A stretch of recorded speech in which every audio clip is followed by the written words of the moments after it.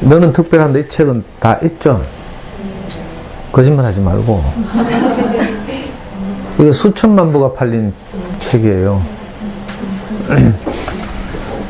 미국의 맥스 루케이도라는 유명한 목사가 쓴 책인데, 어쩌면 지구상에서 만들어진 그림책 가운데 가장 많이 팔린 그림책일지도 몰라요.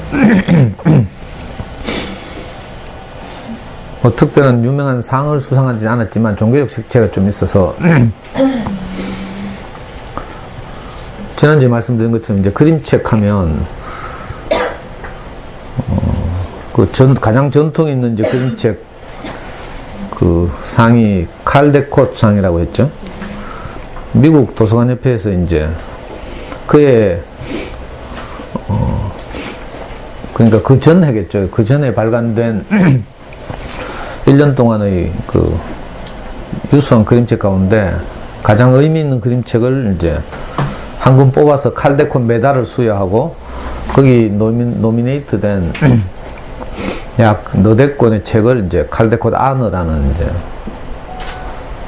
상을 주는 거죠. 그게 벌써 칼데콧 상이 수여되기 시작한 것이 제 기억으로는 아직 100년은 안 됐고요. 하여튼 굉장히 오래됐어요. 그래서 벌써 칼데콧 그 상을 받은 진짜 세계적인 그림책들 가운데 국내에 소개된 것만 해도, 번역 소개된 것만 해도 벌써 한 170권, 160권 정도 돼요. 그러니까 그림책, 어떤 그림책이 좋은 그림책인지 잘 모르겠으면 그냥 칼데콧 상을 받은 그림책 사면 돼. 거기 보면 우리가 아는 흔히 그냥 집에 돌아다니는 이런 그림책들인데 알고 보면 칼데콧 상을 받았거나 또 적어도 그 그림책은 칼데콧상을 못 받았을지라도 그 그림책을 그린 작가는 또 다른 작품으로 칼데콧상을 받았거나 이런 그림책들이, 제 지금 등 뒤에 있는 이 두 줄에 걸쳐서 있는 그림책들이 대부분 이제 그런 그림책들이에요. 그리고 영국에서는 이제 게이트 그린어웨이라고 맨 그 칼데콧이라는 분과 함께 19세기에 그 활동했던 유명한 그림책 작가죠. 그분을 기려서 영국도 마찬가지로 영국 도서관 협회에서 게이트 그린어웨이 상이라고 그 해마다 이제 좋은 그림책들을 선정해서 이렇게 상을 수여하죠. 우리가 잘 아는 이제 유명한 뭐 예를 들어서 영국 작가 가운데 가장 유명한 분들 들라면 존 버닝햄 이런 분들 있잖아요. 그런 분들이 다 이런 그림책 상을 받은 거죠. 아주 오래된 그림책이지만 뭐 벌써 수십 년 지난 그림책이지만 존 버닝햄의 작품 가운데 뭐 건피 아저씨의 뱃놀이, 또 깃털 없는 기러기 보르카 이런 그림책도 있어요. 이게 다 칼데콧 그 아너 이런 걸 받은 책들이죠. 그러니까 잘 모르시면 이제 그런 유명한 상을 받은 그림책을 중심으로 그림책을 구입하시면 좋겠다. 그리고 그림책은 절대로 전집처럼 뭐 유아 시기에 잠깐 이런 책이 절대로 아니다. 이걸 꼭 기억할 필요가 있고요. 또 그 다음에 이것도 지난주에 말씀드렸죠. 이탈리아 볼로냐라는 도시에서 2해에 한 번씩 그 국제 아동 도서전이라고 열려요. 그러면 이제 세계에서 출품된 각 좋은 이제 어린이 책들을 대상으로 그 선정해서 이제 시상을 하는데 작품성 뭐 이런 걸 가지고 시상하는 경우도 있고 또는 일러스트를 가지고 시상하기도 하고요. 이 볼로냐 국제 아동 도서전에서 그러니까 수여하는 상의 이름이 라가치상이라고 하죠. 네이버 검색해 보시면 돼요. 라가치상 하면 이제 우리나라에서도 유명한 작가들이 여기 출품해서 그 볼로냐 라가치상을 뭐 여러분이 받았죠. 나중에 이제 제가 다음 주부터는 그 학교 부모 교육에서도 이제 제가 올해는 크게 50개 학교를 제가 거의 내 마음속으로 둘로 나눠서 약 반은 이제 수학 공부법에 대해서 강의를 하고 반은 이제 좋은 어린이 책에 대해서 강의를 할 텐데 그때 참고하시면 좋겠고요. 작년에는 제가 전부 영어 공부법 이야기를 했죠. 작년에 여기 월서에서도 영어 공부법 이야기했어요. 그리고 조암에서도 영어 공부법 이야기를 했고 원래는 이제 이 인근 학교가 더 많으니까 제가 한샘도 가죠, 월서도 가죠, 월암도 가죠, 조암도 가죠. 신월도 가지. 거기 내거리 가면 대진초등학교도 가고요. 그리고 저 여기는 신월성지구라고 하죠. 조금 저 내거리 지나가면 구월성지구 있죠.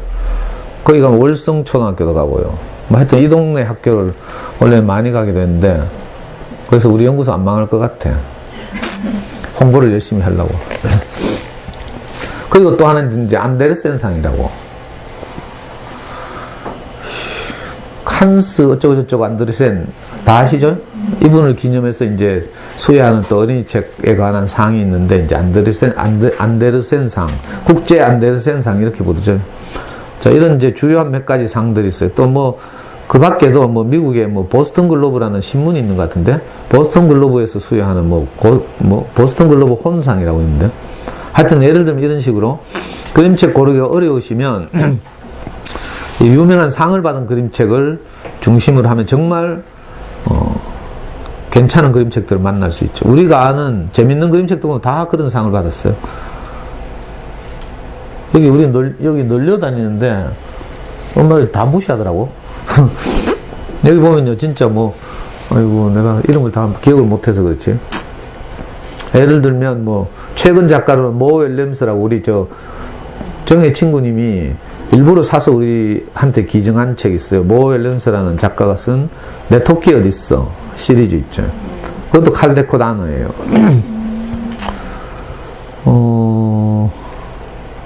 그림책 하는 그냥 애기들 읽는 그림책인 줄 알았는데 전혀 그렇지 않고요. 정말 정성껏 만들어서 많은 사람들의 공감을 불러일으키는 그런.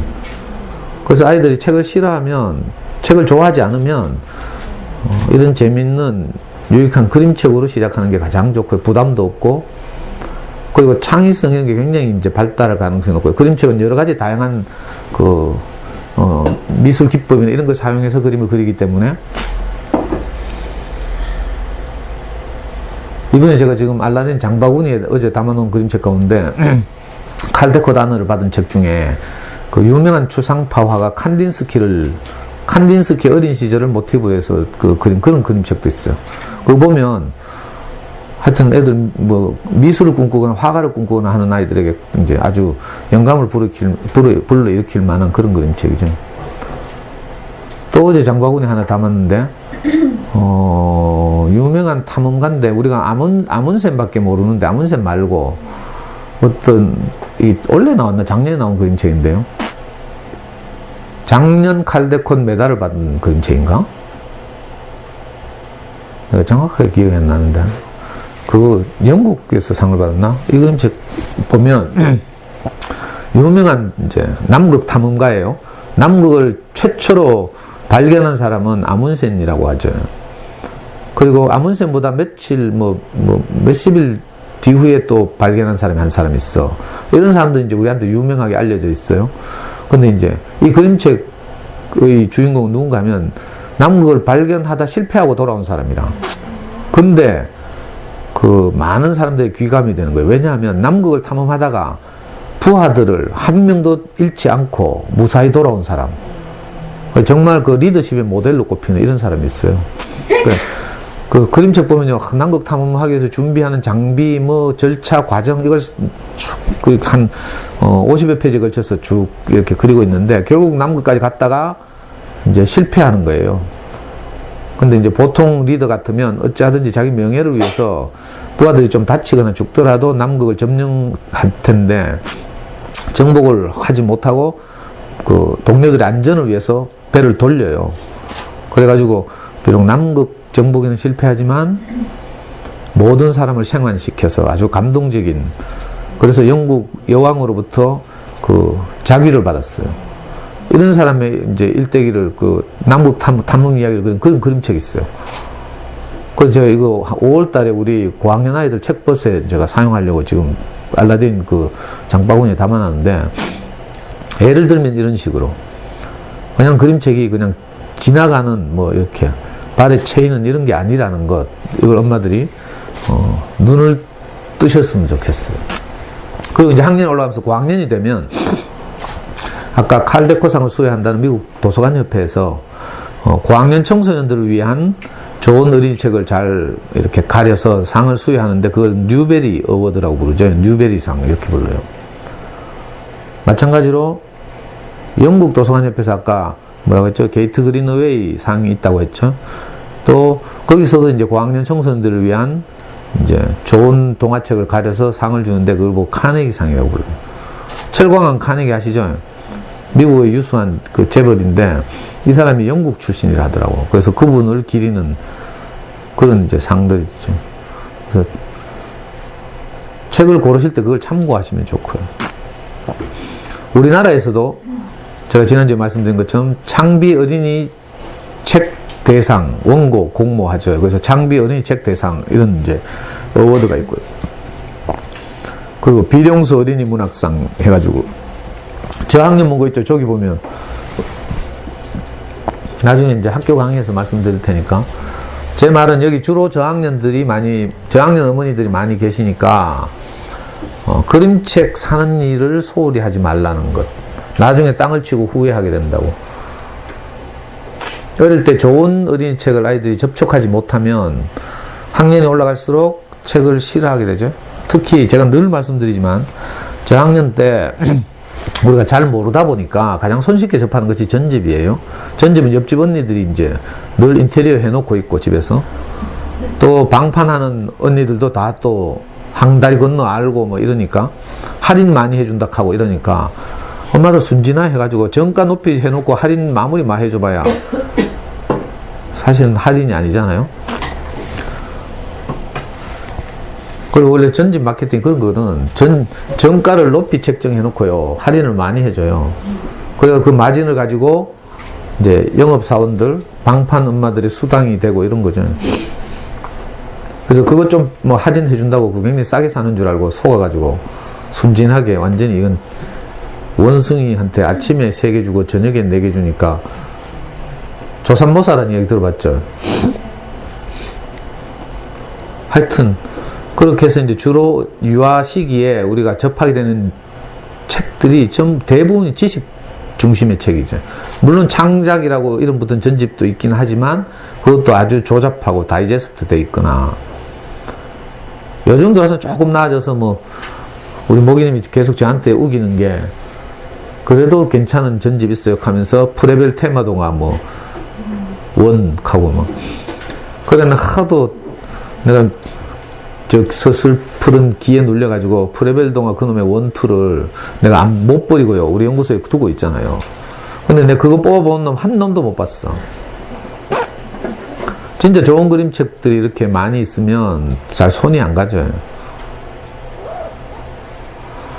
근데 이제 엄마들은 그거 사놓고 언젠가는 읽을 것이다 하고 이제 희망을 가지고 책 쳐다보면 본전 생각나고 안 읽는 애 보면 열받고 이러다 보면 이제 다툼이 일어나고요. 가고 꼭 책들 보면 또 뒤에다가 뭐 이상한 뭐 무슨 문제집처럼 막 문제 달아놓고 이러죠. 요즘 좋은 전집이라고 나오는 책 보면 전부 그게 책이 아니고 문제집이야, 문제집. 책 읽고 뒤에 뭐 문제 막 달아놓고 독후활동이랍시고 뭐 낙하고 막. 아이들에게 그런 부담을 주면 책을 좋아하기 어렵거든요. 제가 엄마들한테 늘 하는 말이지만 책이 아이를 자라게 한다. 좋은 책은요. 그 책 자체가 아이를 자라게 해요. 그러니까 독후활동이 나발이고 필요가 없어. 여러분도 해보면 알겠지만요. 독후활동 하면 뚜껑 열리게 돼 있어요. 애들이 뭐 재밌게 읽었는데 주인공 생각이 나야지. 근데 엄마들이 독후활동 해봐야 야 주인공 이름이 뭐지? 주인공이 뭐 했어? 뭐 여기서 배울 점이 뭐지? 뭐 이렇게 쌓고 있어. 이런 건 전부 교훈 중심의 책 읽기를 하니까 그래요. 그냥 좋은 어린이책을 자꾸 만나다 보면 아이들 안에 뭐가 자라요. 눈에 보이지 않는 어떤 것이 자라는데 이게 사실 무서운 거죠. 제가 수학 공부법에서 이야기하지만 눈에 보이지 않는 것, 측정할 수 없는 것 이게 중요해요. 눈에 보이는 것이 있고 눈에 보이지 않는 것이 있죠. 실력은요. 사실은 가장 이제 좋은 건 뭔가 하면요. 눈에 보이지 않는 실력과 눈에 보이는 실력이 함께 자라는 거라. 이게 최선이에요, 최선. 그러니까 일부 똑똑한 아이들은 눈에 보이지 않는 실력도 있고, 예를 들면 생각하는 힘, 그죠? 창의적인 뭐 사고, 이런 것들 있죠. 이게 눈에 보이지 않는 건데, 이것도 있으면서 동시에 학교에서 뭐 단원 평가를 한다든지, 기말고사를 쳐도 좋은 결과를 내는 거라. 이게 참 금상첨화죠. 우리 애 같이. 그러면 이제 걱정 좀 안 하고 소신 있게 이 길을 갈 수 있어요. 근데 문제는 그래 눈에 보이지 않는 힘을 키우는 것이 중요한데 아쉽게도 눈에 보이는 결과가 안 나오는 거라. 그럼 엄마들이 이제 흔들리는 거죠. 그래서 옆집에서 하듯이 문제풀이를 해야 되지 않나 이런 두려움에 빠지고요. 학습지를 할까 뭐 이런 생각이 드는 거죠. 자, 그렇지만 사실은 당장 결과가 잘 안 보이더라도 눈에 보이지 않는 실력을 기르는 일이 차선이에요. 최선, 차선. 제가 이제 좀 거칠게 4가지 등급을 나눈다면 최선, 차선, 밑에서는 최악, 차악 이렇게 4가지 정도로 나눌 수 있는데 최악은 뭐겠어요? 숨은 실력도 기르지 않으면서 눈에 보이는 결과도 안 보이는 것. 이게 이제 최악인 거라. 차악은 뭐예요? 숨은 실력은 전혀 기르지 않고 우선 눈에 조금 그래도 엄마들 위로가 될 만한 결과가 좀 보이는 게 차악이죠. 그게 뭐라고요? 차선이라고 했어요. 비록 우리 아이 눈에 보이는 결과는 좀 없을지라도 그죠? 길게 보고 우리가 보이지 않는 실력을 기르는 것. 이게 이제 엄마들이 할 일이죠, 사실은. 그러니까 책 읽기가 눈에 보이지 않는 학교 평가로 측정되지 않는 숨은 실력을 길러주는 작업이에요. 가장 좋은 작업이죠. 그러니까 이 점을 엄마들이 놓치기 쉬워요. 그래서 당장 무엇이, 그래서 이제 지식 중심의 책 읽기를 하는 거죠, 유아 시기에. 웅진, 교원, 뭐 몬테소리, 프레벨 이런 거 보면 막 좋은 전집 막 이것만 읽으면 우리가 금방 천재 될 것 같은 막 이런, 이게 장사가 되니까 푸르미닷컴에서도 막 전집 생산하고 이러더라고. 그래가지고 집에 도배를 해도 도배를, 그죠? 옛날에 겸이 집에 가보니까, 저 모기님 집에 가보니까, 제가 처음 만나고 얼마 안 돼가지고, 지금부터 한 9년, 10년 전 이야기예요. 겸이 방이, 초등학교 2학년짜리 겸이 방이, 3면이 저 꼭대기까지 다 책이에요. 훌륭하죠?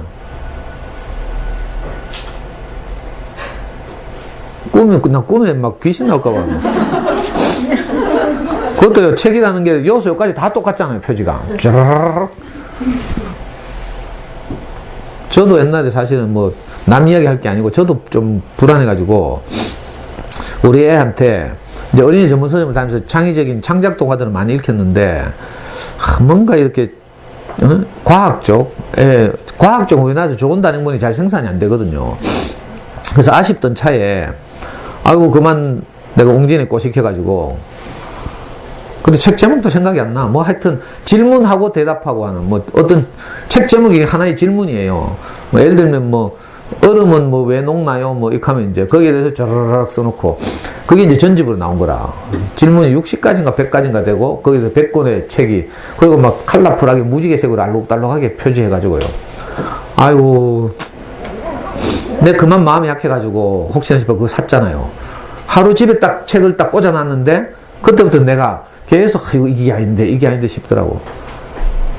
표지 보니까 너무 막 알록달록하게 막 이쁘고 막 하드카바에다가 막 질문도 막 그냥 아이들이 한 번씩 궁금해할 만한 그런 질문. 근데 문제는 우리 애가 그런 걸 궁금해하지 않는다는 거라. 손이 안 가. 그래서 저는 그래도 어린이 책에 대해서 많이 관심 있고 연구하고 공부하고 이랬잖아요. 그러니까 웅진에서 그 전집을 딱 샀어.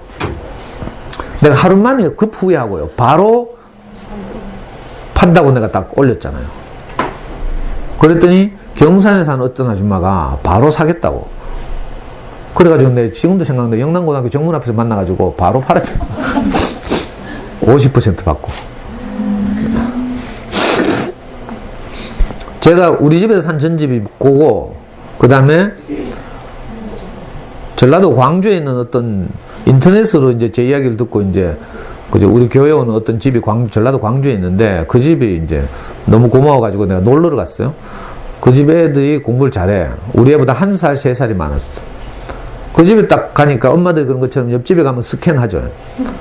애 방을 쫙 스캔했는데 내가 모르는 게 쫙 꼽혀 있어. 그게 뭐였는가 하면 웅진 학생 대백과 사전. 웅진 21세기 학생 뭐 대백과사진인가 빨간색으로 된 백과사진이 있어요. 와, 저런 것도 사야 되나? 초딩인데? 하면서. 그때 우리 초딩 3학년이었는데 대구 오자마자 제가 바로 전집 할인 매장 뛰갔잖아요. 그때 우리 집에서 가까운 저기 남구 대명동에 조그만 그 전집 할인 매장 쫓아가니까 할인 매장 평수 억수 조그매요. 전집하는 곳이니까. 카탈로그는 많지. 갖다 놓은 거 얼마인데. 거기 가니까 아저씨들이 고스톱 치고 있더라고. 4명이 앉아가지고. 근데 이거 사러 갔다 하니까 막 싸게 주겠다고 사라는 거라. 원래 그게 정가가 80만원인가 이렇대. CD까지 있고 뭐 이래가지고. 방판 아줌마한테 가면 한 70만원까지 주고 이러는데. 그래 딱 보니까 이게 아까도 말했다시피 정가를 높이 책정하고 이제 할인해 주니까 내가 막 협상을 딜 더 깎아달라고. 그랬더니 이 아저씨가 현금으로 하면 좀 더 싸게 해주겠다는 거라. 그래 딱 보니까 고스톱치다 돈을 다 꼬랐는지 뭐 하여튼 현금이 부족한 거. 그래서 제가요 그걸 그때 얼마 주고 사? 40만원인가? 50만원인가? 학생 대백과정을 산 적이 있어. 그것도 얼마 지나지 않아서 우리 애가 한 2번 봤나 몰라. 뭐 이만한 책을 딱 2번인가 보고 안 보더라고. 그래 그것도 또 반값 받고 팔았잖아요. 누군지 몰라. 내 강의를 들었던 어떤 아줌마인데 우리 집에 있다 하니까 그저 좋은 책인 줄 알고 막 바로 사가대요. 근데 예외적으로 이제 전집 중에도 가끔 좋은 책이 있죠. 아주 초기 이야기인데 우리 애가 진짜 5살, 4살 요때 이야기인데 우리 와이프 교무실로 이제 그 전집 판매하는 아저씨들이 많이 오거든요. 학교 교무실에 이제 영업하러 많이 다녀요. 그 우리 와이프가 이제 그거 꼬시켜가지고 낚여가지고 집에 전집을 2세트 배달해 온 거라. 그때 막 우리 어린이 전문서점 막 다니면서 이제 눈을 뜰 때요. 좋은 어린이 책이 어떤 책인지 눈을 뜰 때. 그 전집이 배달돼 와가지고 제가 뚜껑이 열려가지고 우리 마누라하고 확 싸웠잖아요. 막. 네가 정신이 있나 없나 하면서 네가 나를 어린이 선생님에 끌고 가놓고는 이제 와서 네가 전집을 산단 말이가 하면서 막 대밤 싸웠는데 그래도 막 우리 와이프가 막 울고 이러더라고. 그래가 할 수 없이 내가 양보해가지고 이제 그 책을 우리 집에 갖다 놨어요. 나중에 이제 제가 어린이 책에 대해서 공부하다 보니까 그 책이 뭐였는가 하면 달팽이 과학동화 들어봤어요? 네. 강의 때도 자주 말씀드리죠. 충북대학교 철학교수로 있던 윤구병 선생이라고 유명한 분이 있어요. 어쩌면 기인이죠, 기인. 이분이 이제 대학 교수 때려치우고 지금 저기 전라북도의 변산에 내려가서 변산반도에서 자기 뜻을 같이 하는 사람들과 함께 공동체 운동을 하고 있죠. 마을을 만들고 뭐 이렇게 유기농 뭐 이런 걸 생산하고 이러면서 이제 살고 있어요. 이 윤구병 선생은 유명한 분인데 이분이 이제 자기 대학원 제자들하고 이제 아이들에게 좋은 책을 이렇게 공급해주고 싶어서 기획을 한 거죠. 그래서 이제 기획팀을 만들었어요. 그 기획팀의 이름이 보리였어요. 좋은 책을 만들었어. 근데 이제 여력이 없는 거라. 출판할 자금이 부족해가지고 그 달팽이 과학동화의 판권을 웅진에다가 팔았어요. 계약을 8년 했죠. 8년. 그래가지고 웅진 대박 났지. 달팽이 과학동화 때문에. 저는 목이 아래 개성초등학교 강의할 때부터 목이 안 좋아가지고요. 큰일인데. 월요일부터는 이제 진짜 하루도 빠지지 않고 강의해야 되는데.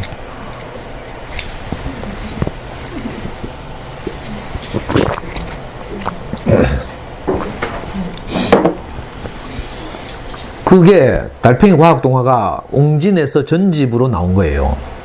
50권짜리.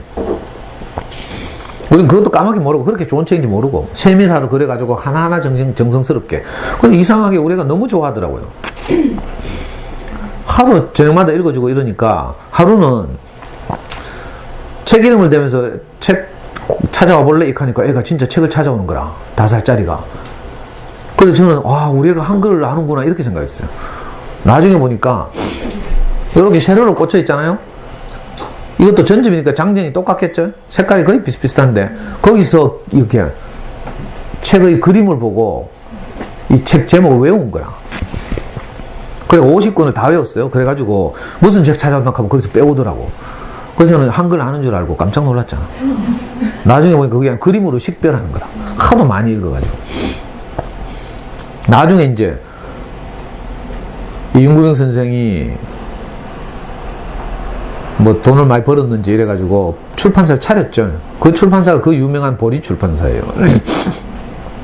그래서 지금은 이제 판권을 돌려받아가지고 보리에서 달팽이 과학도가 나오죠. 올챙이 그림책도 나와요. 좀 더 어린 애들은 올챙이 그림책. 이런 게 이제 전형적인 이제 자연과 관련된, 생태와 관련된 좋은 그림책이라고 할 수 있어요. 우리 여기도 어디 있어요. 근데 잘 안 보더라. 그리고 보리에서 이제 가난한 사람들을 위해서 전집에서 단행본으로 풀었죠. 근데 이걸 또 묶어가지고 막 홈쇼핑 같은 데서 막 그냥 전집처럼 팔고 이러대요. 그러니까 진짜 애들이 좋아하는 그림책, 좋아하는 책들을 만나면요, 애들이 책을 좋아하게 돼 있어. 뭐 하여튼 이건 말로 설명하기 어려워요. 아이들의 무엇을 건드리는 거죠. 아이들을 위로하고 용기를 주고 아이들의 호기심을 자극하고 이런 그림책들이 정성 들여서 만든,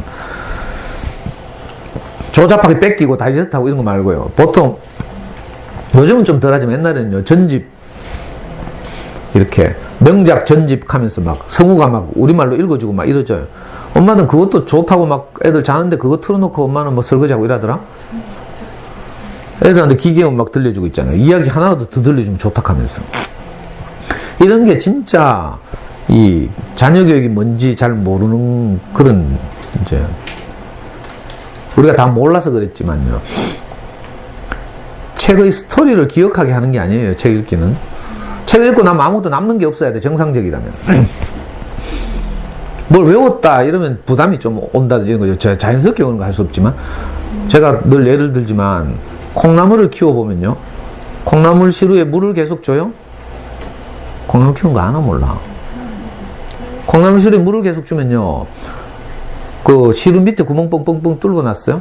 물이 쭉쭉쭉 빠져나가요. 근데 결과적으로 콩나물은 자라죠.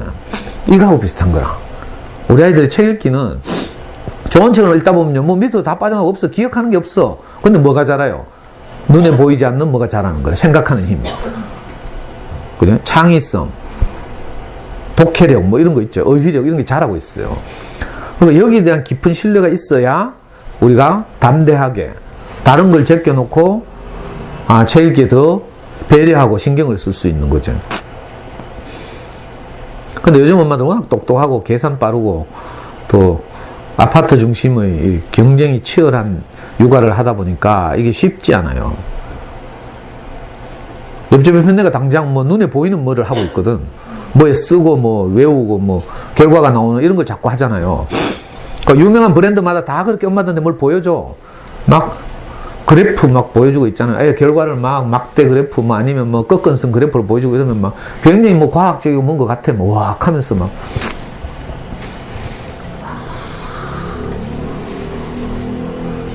그래서 굉장히 참 어렵죠.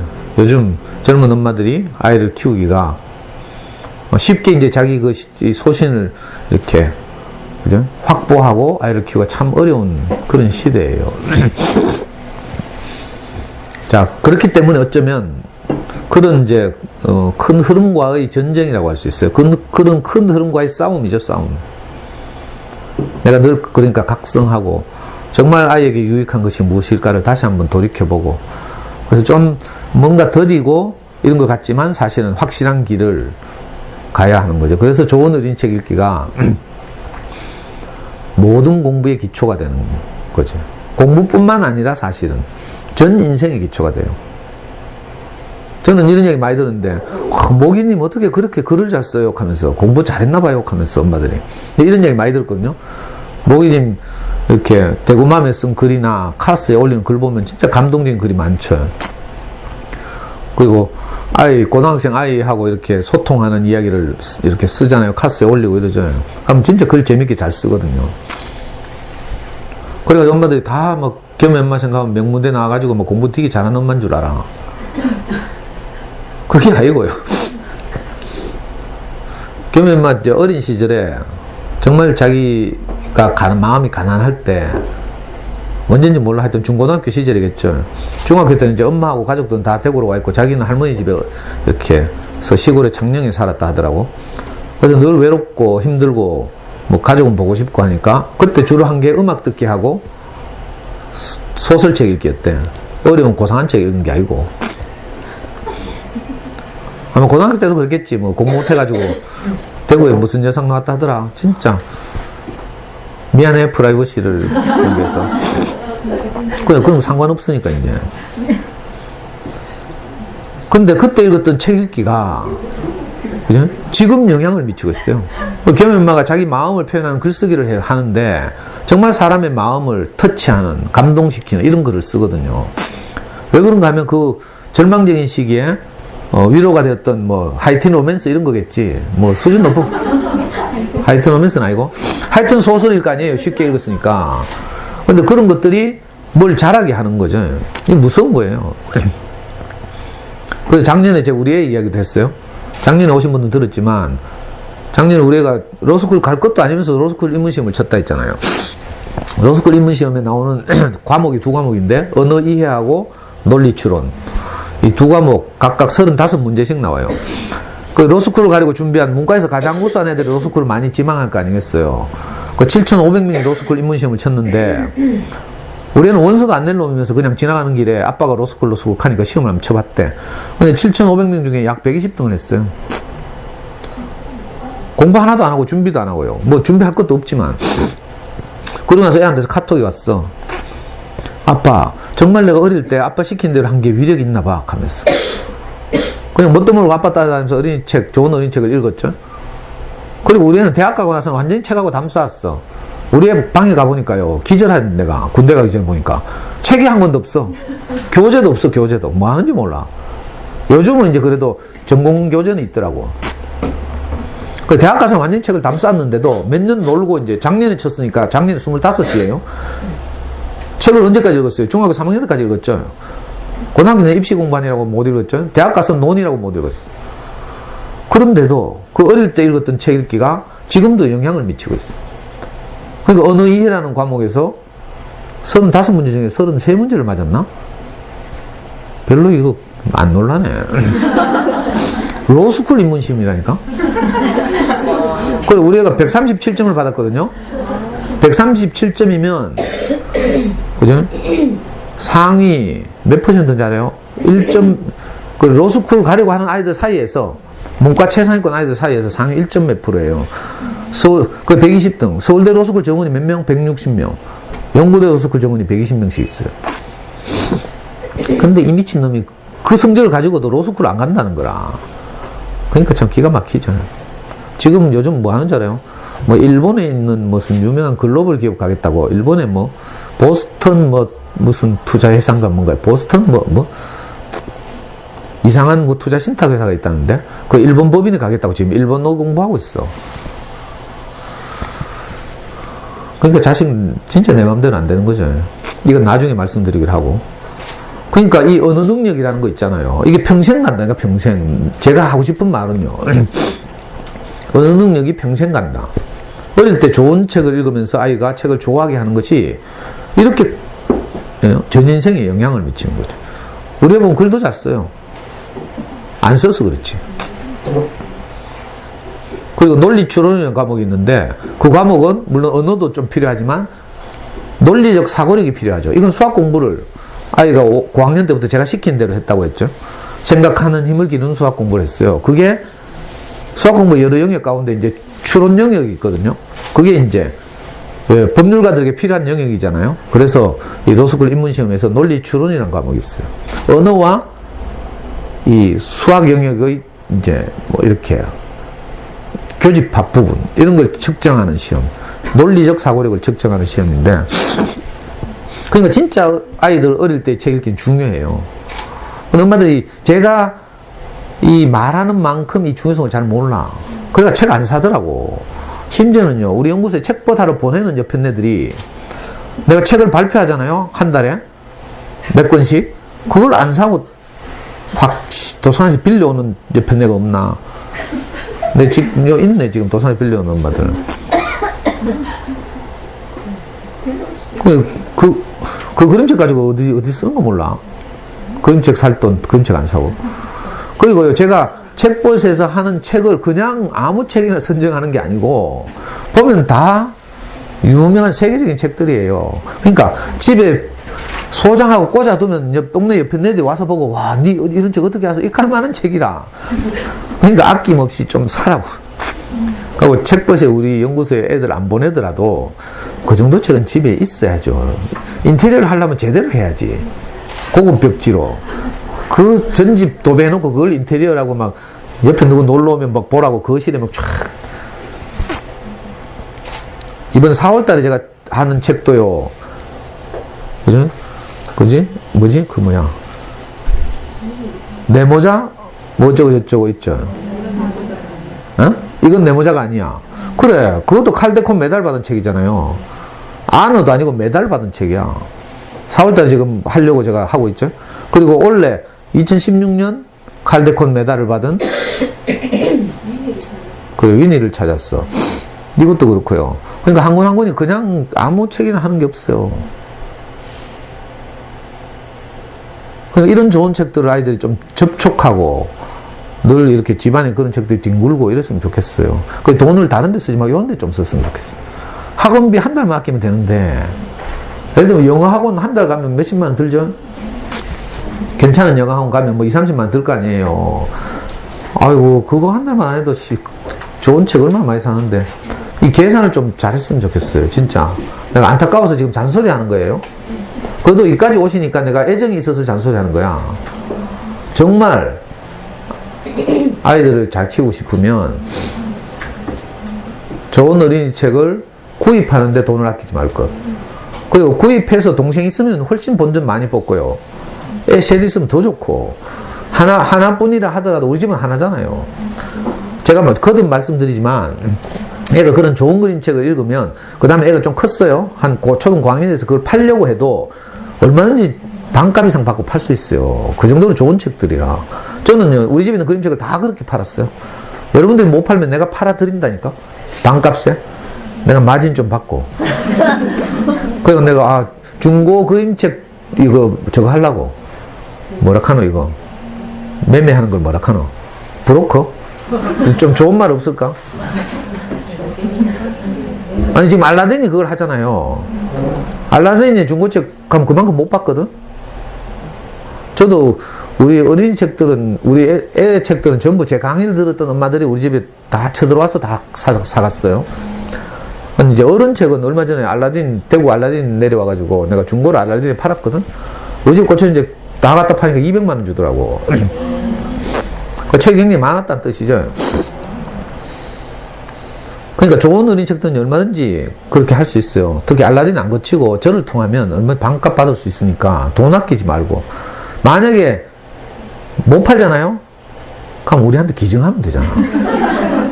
그러면 얼마나, 여기 보면요, 우리 여기 있는 그림책도 다 애들 이름 쓰여 있어요. 기증한 아이들의 이름. 다 제 강의를 들었던 엄마들이 이런 좋은 책들을 사서 읽히다가 크고 나니까 우리한테 다시 기증하고 이런 거예요.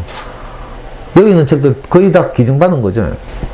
신간은 제가 매달 얼마씩 사지만, 그죠?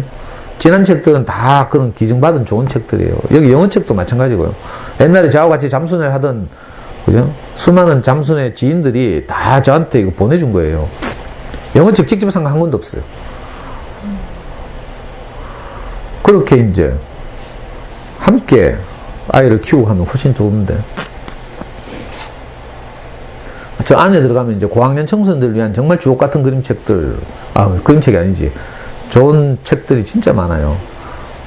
애들이 고학년이 되고 하면 이제 저런 책들 읽고 하면 되는데. 그러니까 책 사는데 가능하면 돈을 아끼지 말 것. 오히려 사교육을 시키는데 돈을 아껴야 돼요. 이 계산을 잘해야 되는데.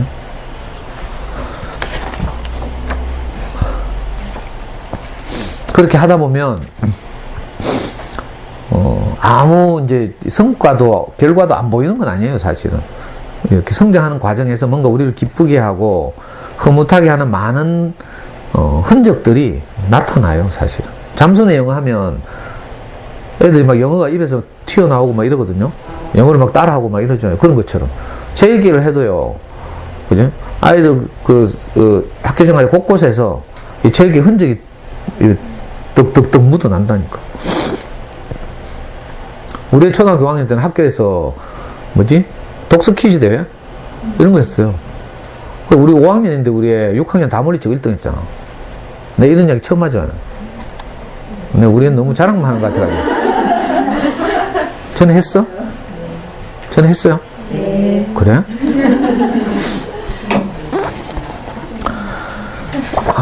아니 이거 화면이 안 나오니까 그림 없이 그냥 뭐 그림도 잘 그리지도 않았으니까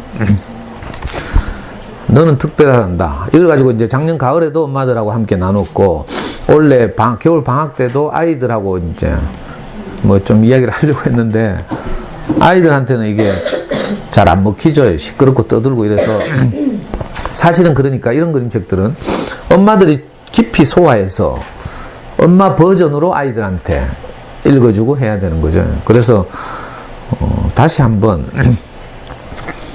제가 한번 읽어볼게요. 너는 특별하단다. 맥스 루카도라고 되어 있네요. 이거 미국의 유명한 목사예요. 그리고 당연히 이분이 만드는 그림책들은 다 성경적 배경이 깔려 있는 거죠. 여러분들이 잘 이렇게 의식하는지 모르겠지만 일단 한번 읽어보고 합시다.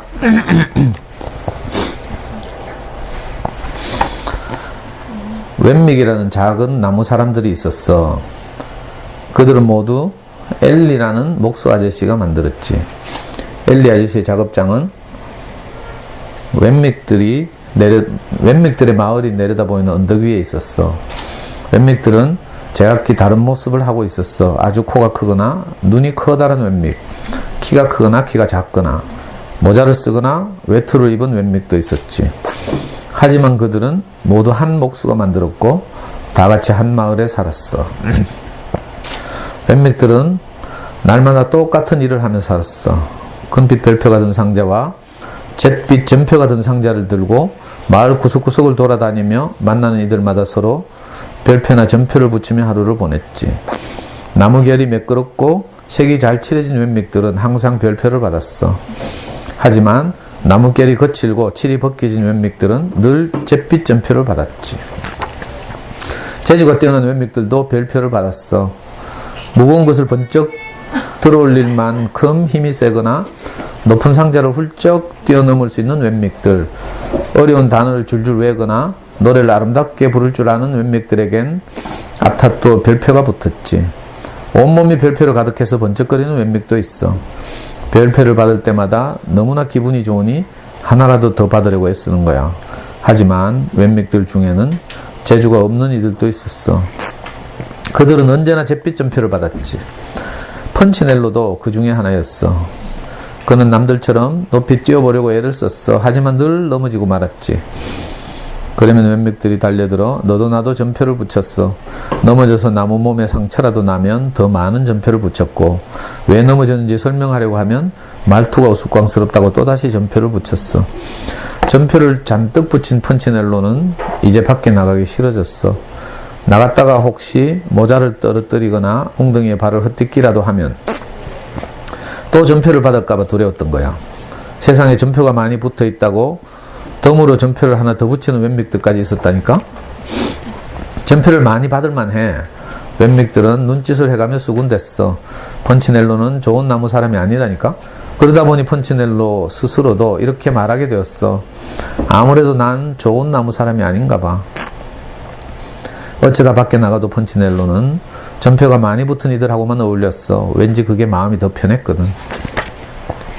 그런데 어느 날 펀치넬로는 우연히 어떤 웬믹을 만났어. 그녀는 지금껏 본 그 누구와도 달랐어. 그녀의 몸에는 별표도 전표도 아무것도 없었어. 그냥 깨끗한 나무일 뿐이었어. 그녀의 이름은 루시아였지.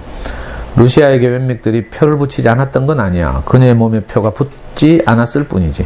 어떤 이는 루시아에게 전표가 하나도 없다고 칭찬하며 별표를 붙였고, 어떤 이는 별표가 하나도 없다고 비웃으며 전표를 붙였어.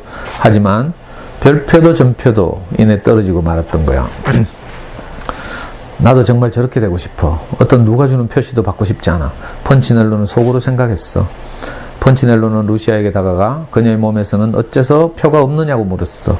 별거 아니야. 난 매일 엘리 아저씨를 만나러 가는 것뿐이야. 엘리 아저씨라고? 그래, 목수 엘리 아저씨 말이야. 나는 아저씨한테 가서 함께 있다 오곤 해. 왜? 왜인지는 네가 직접 알아봐. 아저씨는 언덕 위에 계시거든. 그렇게 말하고 루시아 표가 하나도 붙어있지 않은 웬믹은 가벼운 발걸음으로 멀어져 갔어. 하지만 아저씨가 나를 만나보고 싶어 하실까? 펀치넬로가 소리쳤지만 루시아에겐 들리지 않았어. 펀치넬로는 집으로 돌아왔어. 그리고 창가에 앉아 오래도록 웬믹들이 서로에게 별표와 전표를 붙이느라 몰려다니는 것을 바라보았어. 저건 옳지 않아. 펀치넬로는 중얼거렸어. 그리고 마침내 엘리 아저씨를 찾기로 마음먹었어. 펀치넬로는 좁은 길을 따라 언덕 위로 올라가 커다란 작업장 안으로 들어섰어. 모든 게 너무나 커서 펀치넬로의 나무 눈이 동그래졌지. 작업용 의자가 펀치넬로의 키만 했고 발돋움해야 겨우 보이는 작업대 위에는 팔 길이만한 망치가 놓여 있었어. 펀치넬로는 침을 꿀꺽 삼키고 몸을 돌렸어. 아무래도 그냥 집에 가야겠어. 바로 그 순간 펀치넬로의 귀에 자기 이름을 부르는 소리가 들렸어. 펀치넬로야. 힘있고 깊은 목소리였어. 펀치넬로는 발을 멈췄어. 펀치넬로야, 만나서 정말 반갑구나. 어디 네 모습을 한번 보자꾸나. 펀치넬로는 천천히 돌아서서 수염이 덥수룩하고 몸집이 큰 목수 아저씨를 바라보았어. 저를 아세요? 펀치넬로가 더듬거리며 물었어. 물론이지. 내가 널 만들었는걸? 만드니는 몸을 숙여 펀치넬로를 들어서 작업대 위에 앉혔어. 그리고는 펀치넬로의 몸에 잔뜩 붙은 전표들을 찬찬히 보며 말했어. 나쁜 표를 많이 받았구나. 저도 이런 표를 받고 싶진 않았어요, 엘리 아저씨. 전 정말 열심히 노력했어요. 애야, 내게 변명할 필요는 없단다.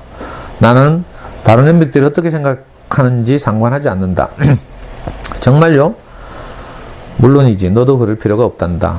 누가 별표나 전표를 붙이는 거지? 그들도 너와 똑같은 나무 사람들 뿐이란다. 펀치넬로. 남들이 어떻게 생각하느냐가 아니라 내가 어떻게 생각하느냐가 중요하단다. 난 네가 아주 특별하다고 생각해. 펀치넬로는 피식 웃었어. 제가요? 특별하다고요? 뭐가요? 저는 빨리 걷지도 못하고 높이 뛰어오르지도 못해요. 제 몸은 여기저기 칠이 벗겨져 있고요. 이런 제가 당신에게 왜 특별하죠? 엘리 아저씨는 펀치넬로를 내려다보더니 커다란 손을 작은 어깨에 얹고 천천히 말했어. 왜냐하면 내가 널 만들었기 때문이지. 너는 내게 무척 소중하단다.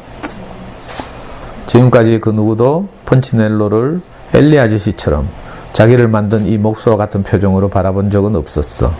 펀치넬로는 무슨 말을 해야 할지 몰랐지. 날마다 네가 오기를 기다리고 있었단다. 엘리 아저씨가 말했어. 몸에 표가 하나도 없는 웬믹 때문에 오게 되었어요. 펀치넬로가 말했어. 알고 있단다. 루시아가 너에 대해 말해주었거든. 어째서 루시아의 몸에는 표가 붙어 있지 않나요? 아저씨가 온화한 목소리로 말했어. 루시아는 남들이 어떻게 생각하느냐보다 내가 어떻게 생각하느냐가 더 중요하다고 마음먹었기 때문이지. 그 표는 네가 붙어있게 하기 때문에 붙는 거란다. 뭐라고요? 그 표는 네가 그것을 중요하게 생각할 때만 붙는 거야. 네가 나의 사랑을 깊게 신뢰하면 할수록 너는 그 표들의 신경을 덜 쓰게 된단다. 무슨 말씀인지 잘 모르겠어요. 아저씨는 미소 지었어.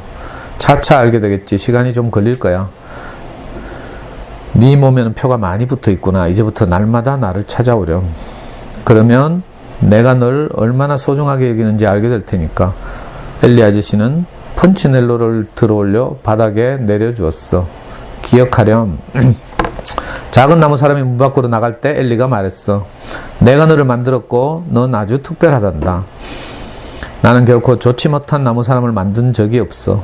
펀치넬로는 서둘러 발걸음을 옮기면서도 마음속으로 이렇게 생각했어. 그의 말이 맞을지도 몰라. 바로 그 순간 펀치넬로의 몸에서 전표 하나가 땅으로 떨어졌어. 이 끝이에요.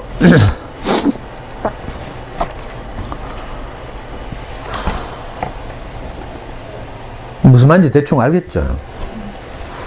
이걸 보고 이제 기독교에서는 이제 보통 선악과라고 부르는 거죠. 선악과. 불교에서는 분별심이라고 부른다고 했어요. 옳고 그름을 시시비비를 가리는 마음, 이게 이제 분별심이라는 것인데, 성경에서는 이걸 이제 선악을 알게 하는 나무, 이렇게 원시적으로 표현하고 있어요. 이게 이제 양식이라는 거죠. 아주 오랜 이제 수천 년 전 이야기니까 사람들이 이제 수렵과 채집을 하면서 나무 열매를 따먹던 시절 이야기예요. 그러니까 선악을 알게 하는 나무 열매를 먹었다. 이 말은 이제 소화했다. 이런 뜻이죠. 지난주에 제가 말씀드린 것처럼 어떤 말이, 그죠? 마치 밥처럼 2시간 전에 우리가 밥을 먹잖아요. 밥을 먹으면 이제 밥은 탄수화물이에요. 그러니까 과정을 거쳐서 우리 안에서 소화되죠.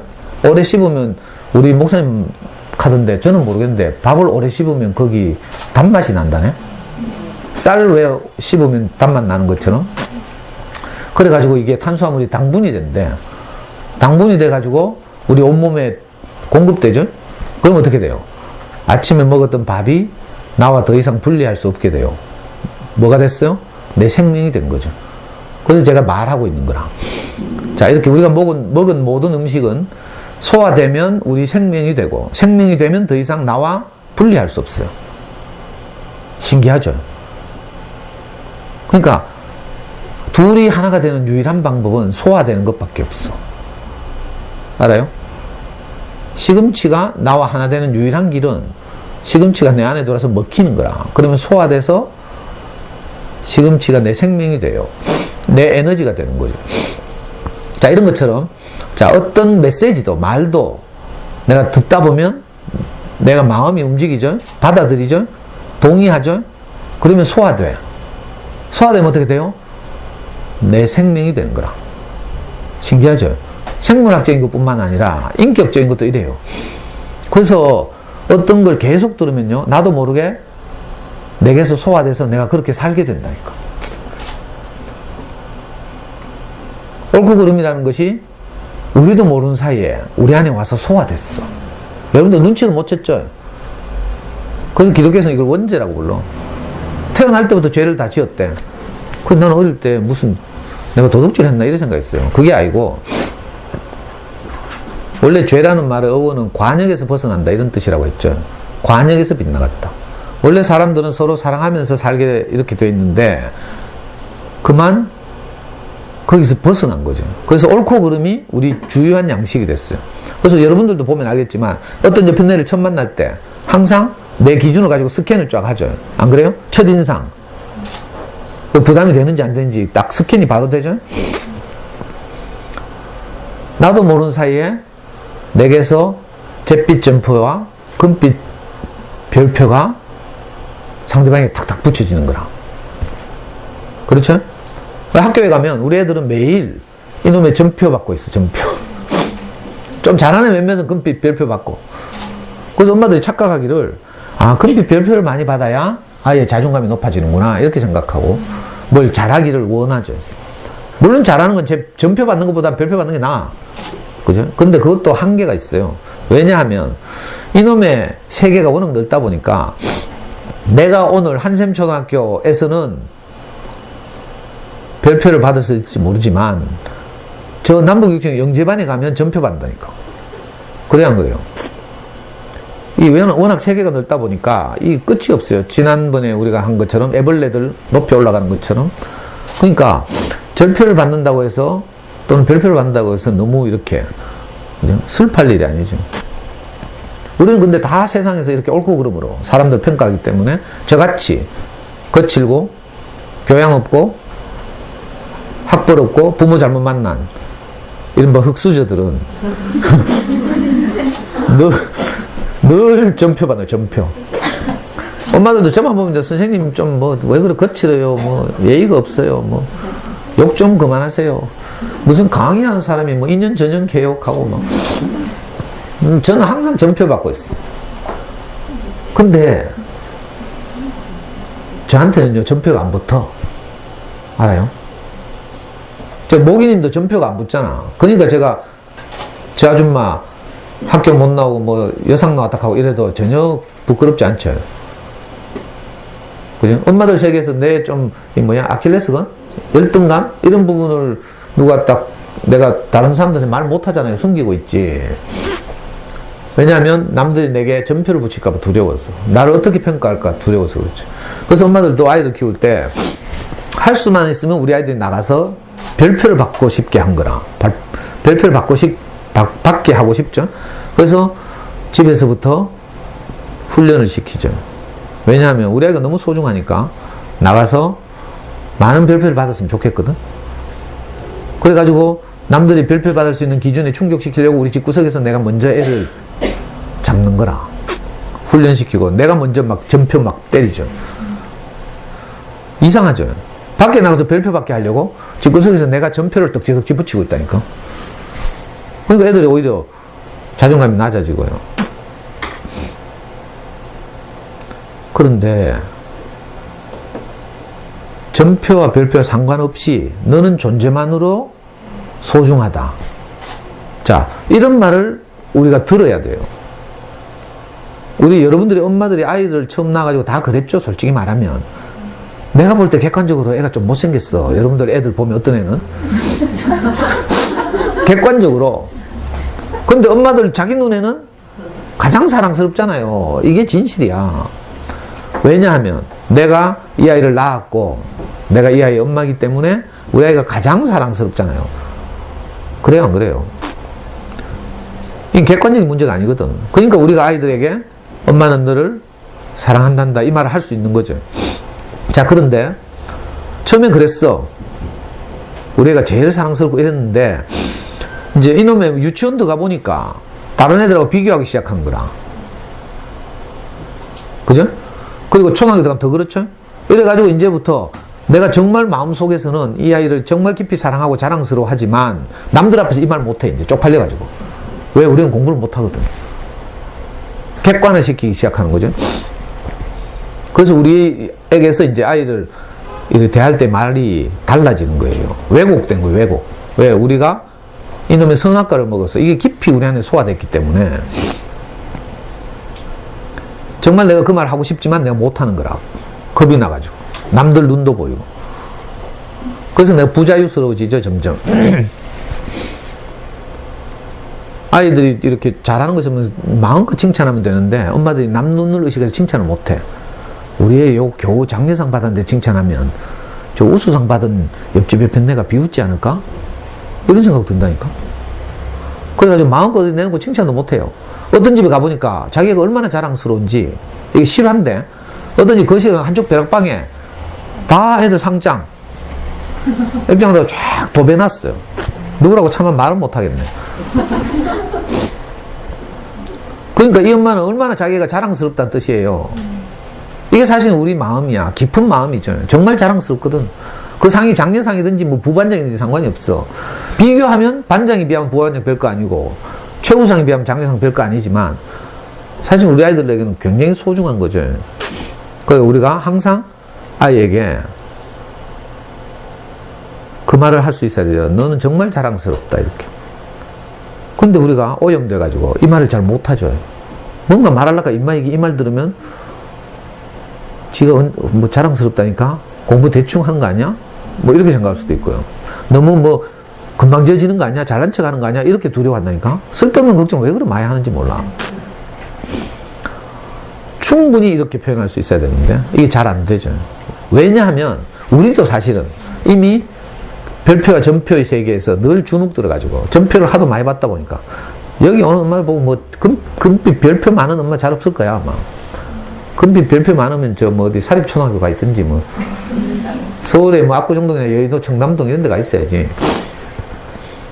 저도요 하도 전표를 많이 받다 보니까 스스로 주눅이 들고 자존감이 낮아져서 항상 남 눈치나 보고 이렇게 살았어요. 여기 이 책에서는 네가 어떻게 생각하는가에 달려있대. 근데 사실은 내가 그렇게 생각하기 어려워요. 나는 특별하다 이렇게 생각하기 어렵다니까. 별표를 붙이니 전표를 붙이니 상관없어 이렇게 생각하기 어려워요. 왜냐하면 인간은 사회적 동물이니까 주변에서 우리 아이를 또 나를 어떻게 평가하는가가 굉장히 영향을 미치잖아요. 그래서 네가 어떻게 생각하는가에 달려있다 이렇게 말하면 좀 그렇지. 그 종교의 한계가 이거예요. 기독교의 한계가 신이 우리를 창조했기 때문에 신은 우리를 소중하게 생각한대. 근데 문제는 신이 내하고 같이 사나? 그렇죠? 그래서 좀 정말 어떤 때는 뭐 정말 절망적일 때는 그걸로도 또 이렇게 위로를 받기도 하지만 웬만한 경우에는 별로 위로가 안 돼요. 불교에서는 우리 안에 부처가 있대.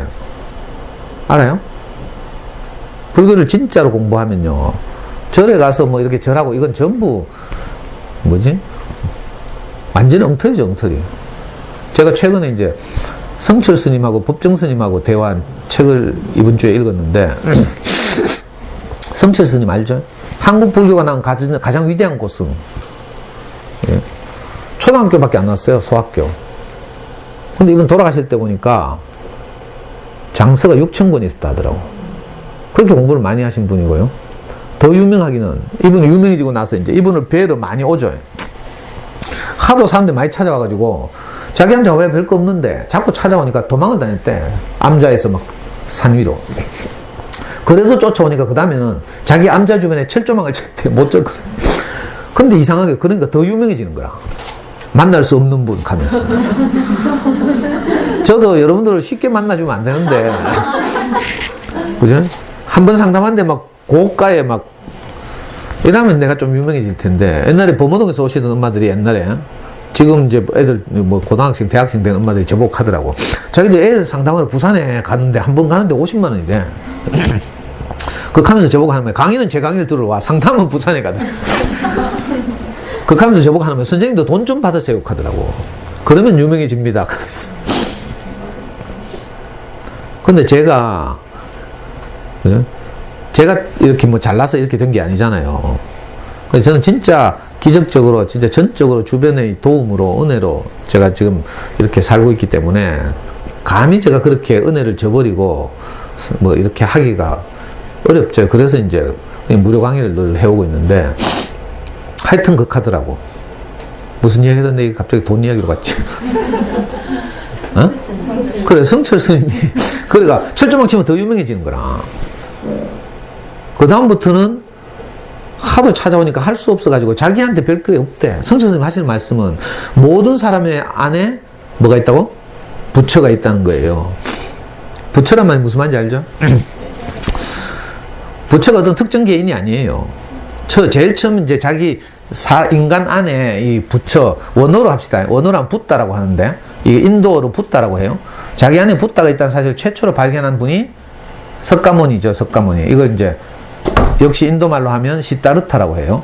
시타르타께서 출가해가지고 보리수나무 밑에서 고민하다가 갑자기 눈이 떠졌다는 거예요. 광명을 이제 얻었다는 거죠. 그래서, 모든 인간 안에 인간을 정말 행복하게 하는 무엇이 있구나. 그것을 붓다라고 한 거죠. 그러니까 시타르타는 한 자연인이고 이 자연인 안에 있는 어떤 그지? 그걸 보고 불성이라고 하는데 이걸 보고 붓다라고 불러요. 무슨 말인지 이해가 되죠? 그리고 나서 이제 이분의 가르침이 이제 유명한 고승들을 거치면서 이제 정립되어 온 것이 뭔가 하면 모든 인간 안에 부처가 있다는 거라. 그래서 우리가 이제 지금 나는 다 껍데기라는 거죠, 껍데기. 육신은 껍데기고 달마대사 이야기 알죠? 육신이 껍데기라는 걸 이야기하기 위해서 달마대사가 원래는 자기가 잘생겼대. 근데 하루는 뭐 목욕하고 있는데 뭐겠다 하더라? 정확히 기억이 안 나는데 하여튼 누가 자기 껍데기를 입고 가버렸대. 그래가지고 남아있던 거 보니까 정말 못생긴 kop데기가 남아있더라네. 그래가지고 지금 자기가 하여튼 그 껍데기를 입었대. 그 달마대사 보면 왜 달마대사 초상화 보이죠? 백화점 같은 데 가면 팔잖아요. 그러면 막 정말 막 거칠고 막 더럽게 땡중처럼 생겼잖아. 예를 들면 그런 식이라 우리가 보이는 표면들은 다 껍데기라는 거예요.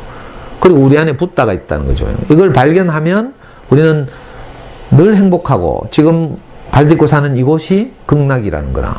해탈이고 열반이고 다 없대. 그게 내가 붓다라는 사실을 발견하는 것이 극락이고 뭐 이렇다는 거라. 근데 자꾸 성철 스님 찾아와서 묻는다는 거라. 그래서 할 수 없이 성철 스님이 자기한테도 별거 없으니까 오지 말라고 한 말이 나를 만나려면 3000배를 하라는 거예요. 근데 또 찾아온 분들마다 또 성철 스님한테 한마디 들으려고 다 3000배를 한다잖아. 제 강의를 들었던 어떤 엄마가 있어. 우리 모기님하고 비슷한 시기에 제 강의를 들었던 어떤 엄마가 있는데 이분의 친정 아버지가 스님이에요. 출가해가지고 지금 영천 쪽에서 직접 절을 짓고 이걸 하시는 분인데 평생을 이제 불법을 공부하기 위해서 가출해가지고 돌아다니신 분이죠. 그러니까 자제들 어떻게 했어요? 방치하고 이 엄마의 어머니가 친정 어머니가 이제 자수를 하고 수혜를 하고 이래가지고 자식들을 키웠어요. 그래서 진짜 고생 많이 했겠죠. 남편은 뭐 불법을 공부한다고 돌아다니고 가족도 팽개치고 이랬으니까 정말 험하게 고생 많이 하면서 살았어요, 이 어머니가. 그런데 안타깝게도 제 강의를 듣던 그 엄마의 남동생이 또 불행하게 교통사고로 일찍 죽었어. 이 엄마는 이제 평생에 한이 맺힌 거죠. 그래가지고 이 어머니가 성철 스님을 2번 찾아갔대. 그래가지고 삼천별 진짜 했대. 그러니까 제가 나중에는 안 되니까 성철 스님 만나도 별거 없고 이러니까 저를 찾았어요. 자기 딸 소개를 받고. 그래가지고 어머니가 자기 인생을 이야기하더라고. 저하고 엄마들하고 이런 성경 모임 하는 거 있잖아요. 월요일마다 하는 거. 거기 찾아와가지고 이모니가 자기 인생을 쭉 이야기하면서 막 울면서. 근데 궁금해가 물었잖아. 어머니 울고 있는데. 아니, 삼천별 하는데 그 3,000번 하는지 어떻게 잘 알려요? 하면서 내가. 진짜 내 궁금하더라고. 그랬더니 엄마가, 그 어머니 하시는 말씀이 이 염주가 있대. 알 3,000개 든 염주가 있다네. 그걸 요래 하나씩 제끼면서 절을 한대. 와, 아이디어 좋대. 하여튼. 그래, 그 엄마가 그 3,000별을 하고 2번이나 성경을 뵀는데도 자기 인생에 한이 안 풀리는 거라고. 그래서 저를 찾아와서 하시는 말씀이 자기 인생에 한이 풀릴 수만 있다면 자기가 뭐든지 하겠대. 남편이 스님이지만 나는 교회도 갈 수 있대. 그래가지고 제가 우리 어머니 이야기했잖아요.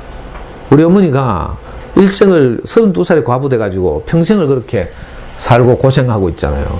남편 없이 혼자서 세상, 험한 세상과 싸우고 이렇게 살았는데 마지막에 말년에 이제, 그죠? 우리 형을 따라서 이제 우리 목사님을 만나서 나중에 우리 어머니가 돌아가실 때 뭐라고 안정했는가 하면요. 내 인생에 여한이 없습니다. 이렇게 말했어.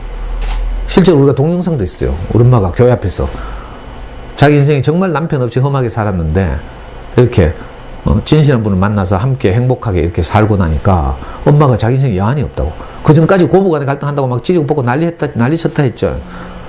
그렇게 막 갈등을 겪고 이랬지만 그걸 다 이제 치유받고. 그래, 우리 어머니 진짜 인생을 여한 없이 사셨거든요. 그러니까 내가 그 어머니한테 그 이야기 했잖아. 우리 어머니는 이렇게 여한 없이 살다 돌아가셨습니다. 하면서. 그랬더니 그 어머니가 진짜로 우리 교회를 5번이나 나왔다니까.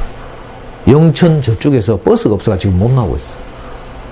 그리고 이놈의 딸이 처음엔 내 강의 열심히 듣더니 요즘은 나를 버리고 어디가 있지? 법륜 스님한테 가 있어. 법륜 스님이 그 영향을 미치는 정토회라고 있죠? 지금 정토회 가서 열심히 또 뭐 불법 공부하고 있어.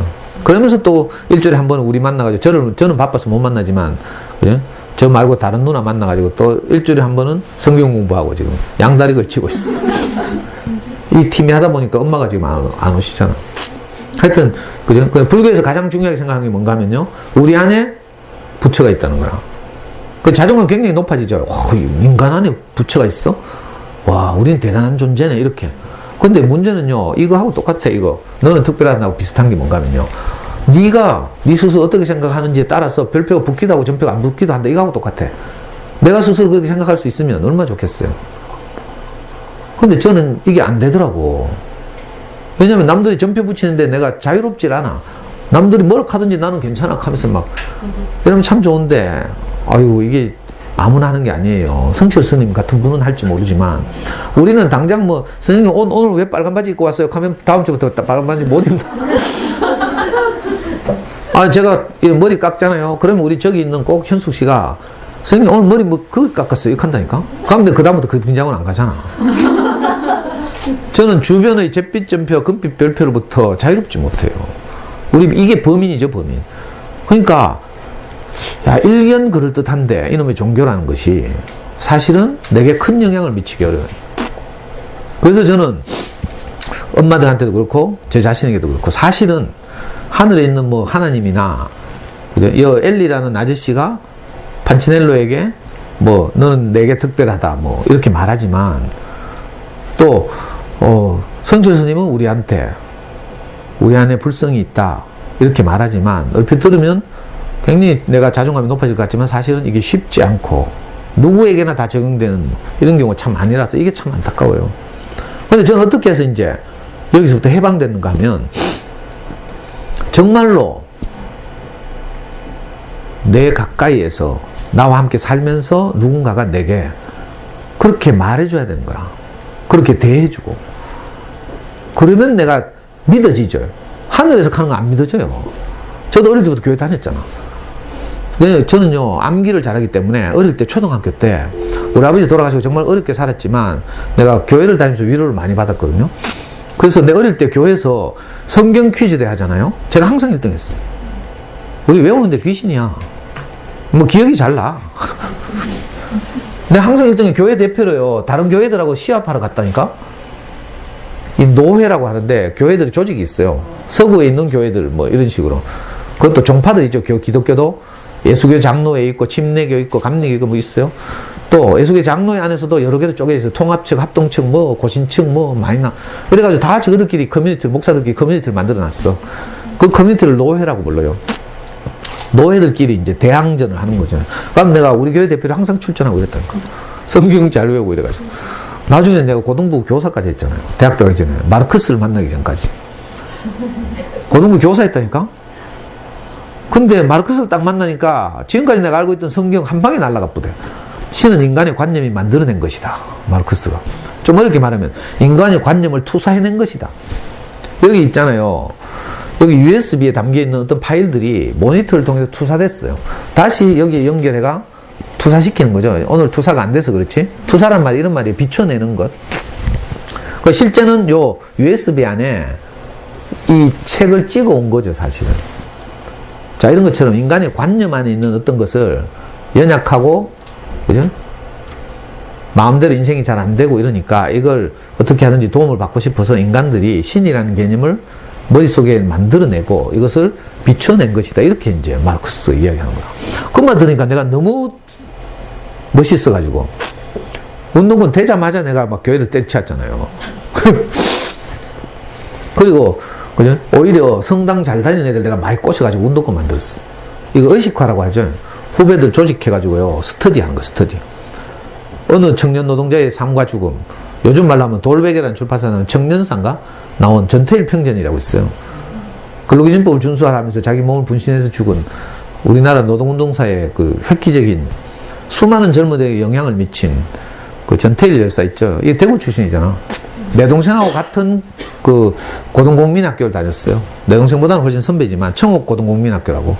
우리 집은 삼형제가 다 고등공민학교를 다녔거든요. 중학교를 못 가고 공장 다니면서 우리 형 그죠? 대일고등공민학교라고 나왔어요. 저는 지금은 없어졌지만 저기 메트로팔레스에 있는 자리에 효목고등공민학교라고 군인들이 거기 지금 메트로팔레스 자리가 국군 군의학교였거든요.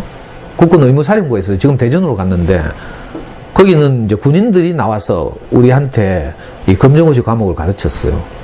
그래서 저기 거기 다녔거든요. 내 동생도 청옥고등공민학교 다녔는데 전태일 여사가 거기서 이제 서울로 올라가서 청계천에서 이 재봉시다 하다가 이제 근로기준법을 공부하고 뭐 이러면서 이제 그런 일이 벌어진 거죠.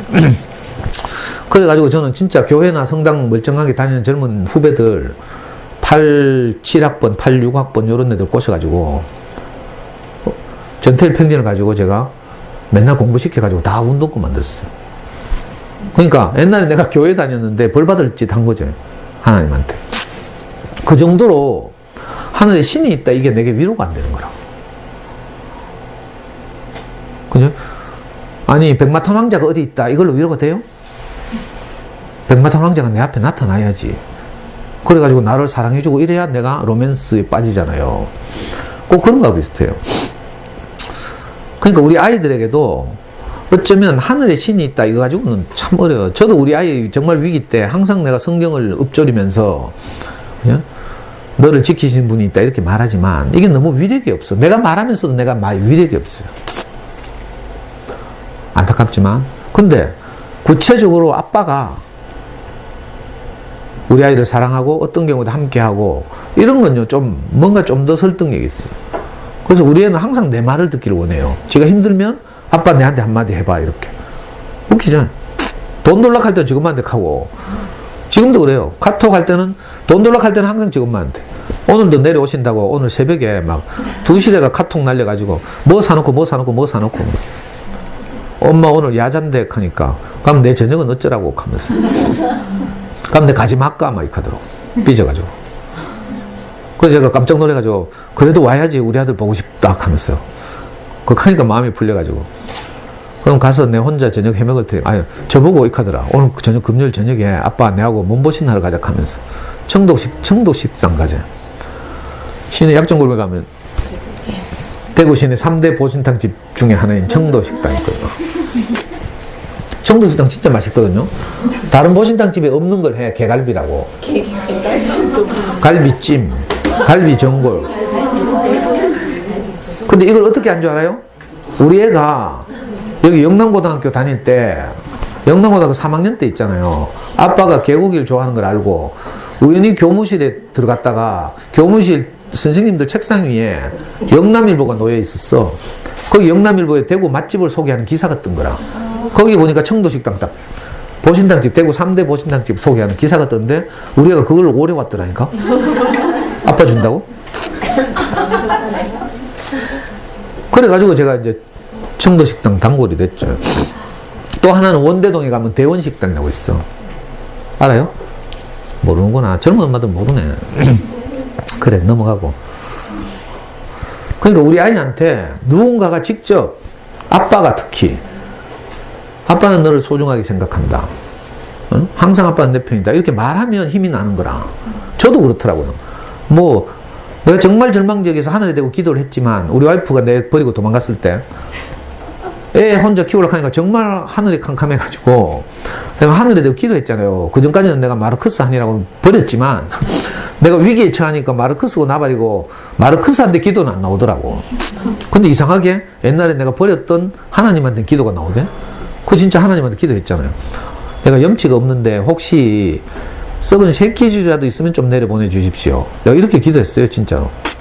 내가 하나님한테 굵은 동아줄 내려돌락 하기에는 내가 나쁜 짓을 너무 많이 했고, 썩은 새끼줄이라도 내게 내려보내 주시면 내가 그 썩은 새끼줄이라도 붙들고 내가 빠져나오고 싶습니다. 이렇게 기도했거든요. 근데 하늘에서 반응이 없대? 내가 뭐 나쁜 짓 많이 해서 그런지 몰라도. 근데 구체적으로 어떻게 뭐 해서 제 스승을 그때 만났잖아요. 그 절망적일 때 내가 모르는 낯선 목사님을 한 번 만났는데 이분이 구체적으로 내게 전혀 다른 말 하는 거라. 우리 와이프도 내게 다 잿빛 점표를 붙이고 우리 형도 우리 엄마도 다 제게 잿빛 점표를 붙였는데 제가 만난 한 분은 내게 잿빛 점표를 안 붙이더라고. 그렇다고 금빛 별표 붙이는 것도 아니고. 참 신기하대요. 저게 제 인생에서 가장 쇼킹한 경험이죠. 내가 처음 보는 분인데 나에 대해서 잿빛 점표나 금빛 별표를 붙이지 않는 거라.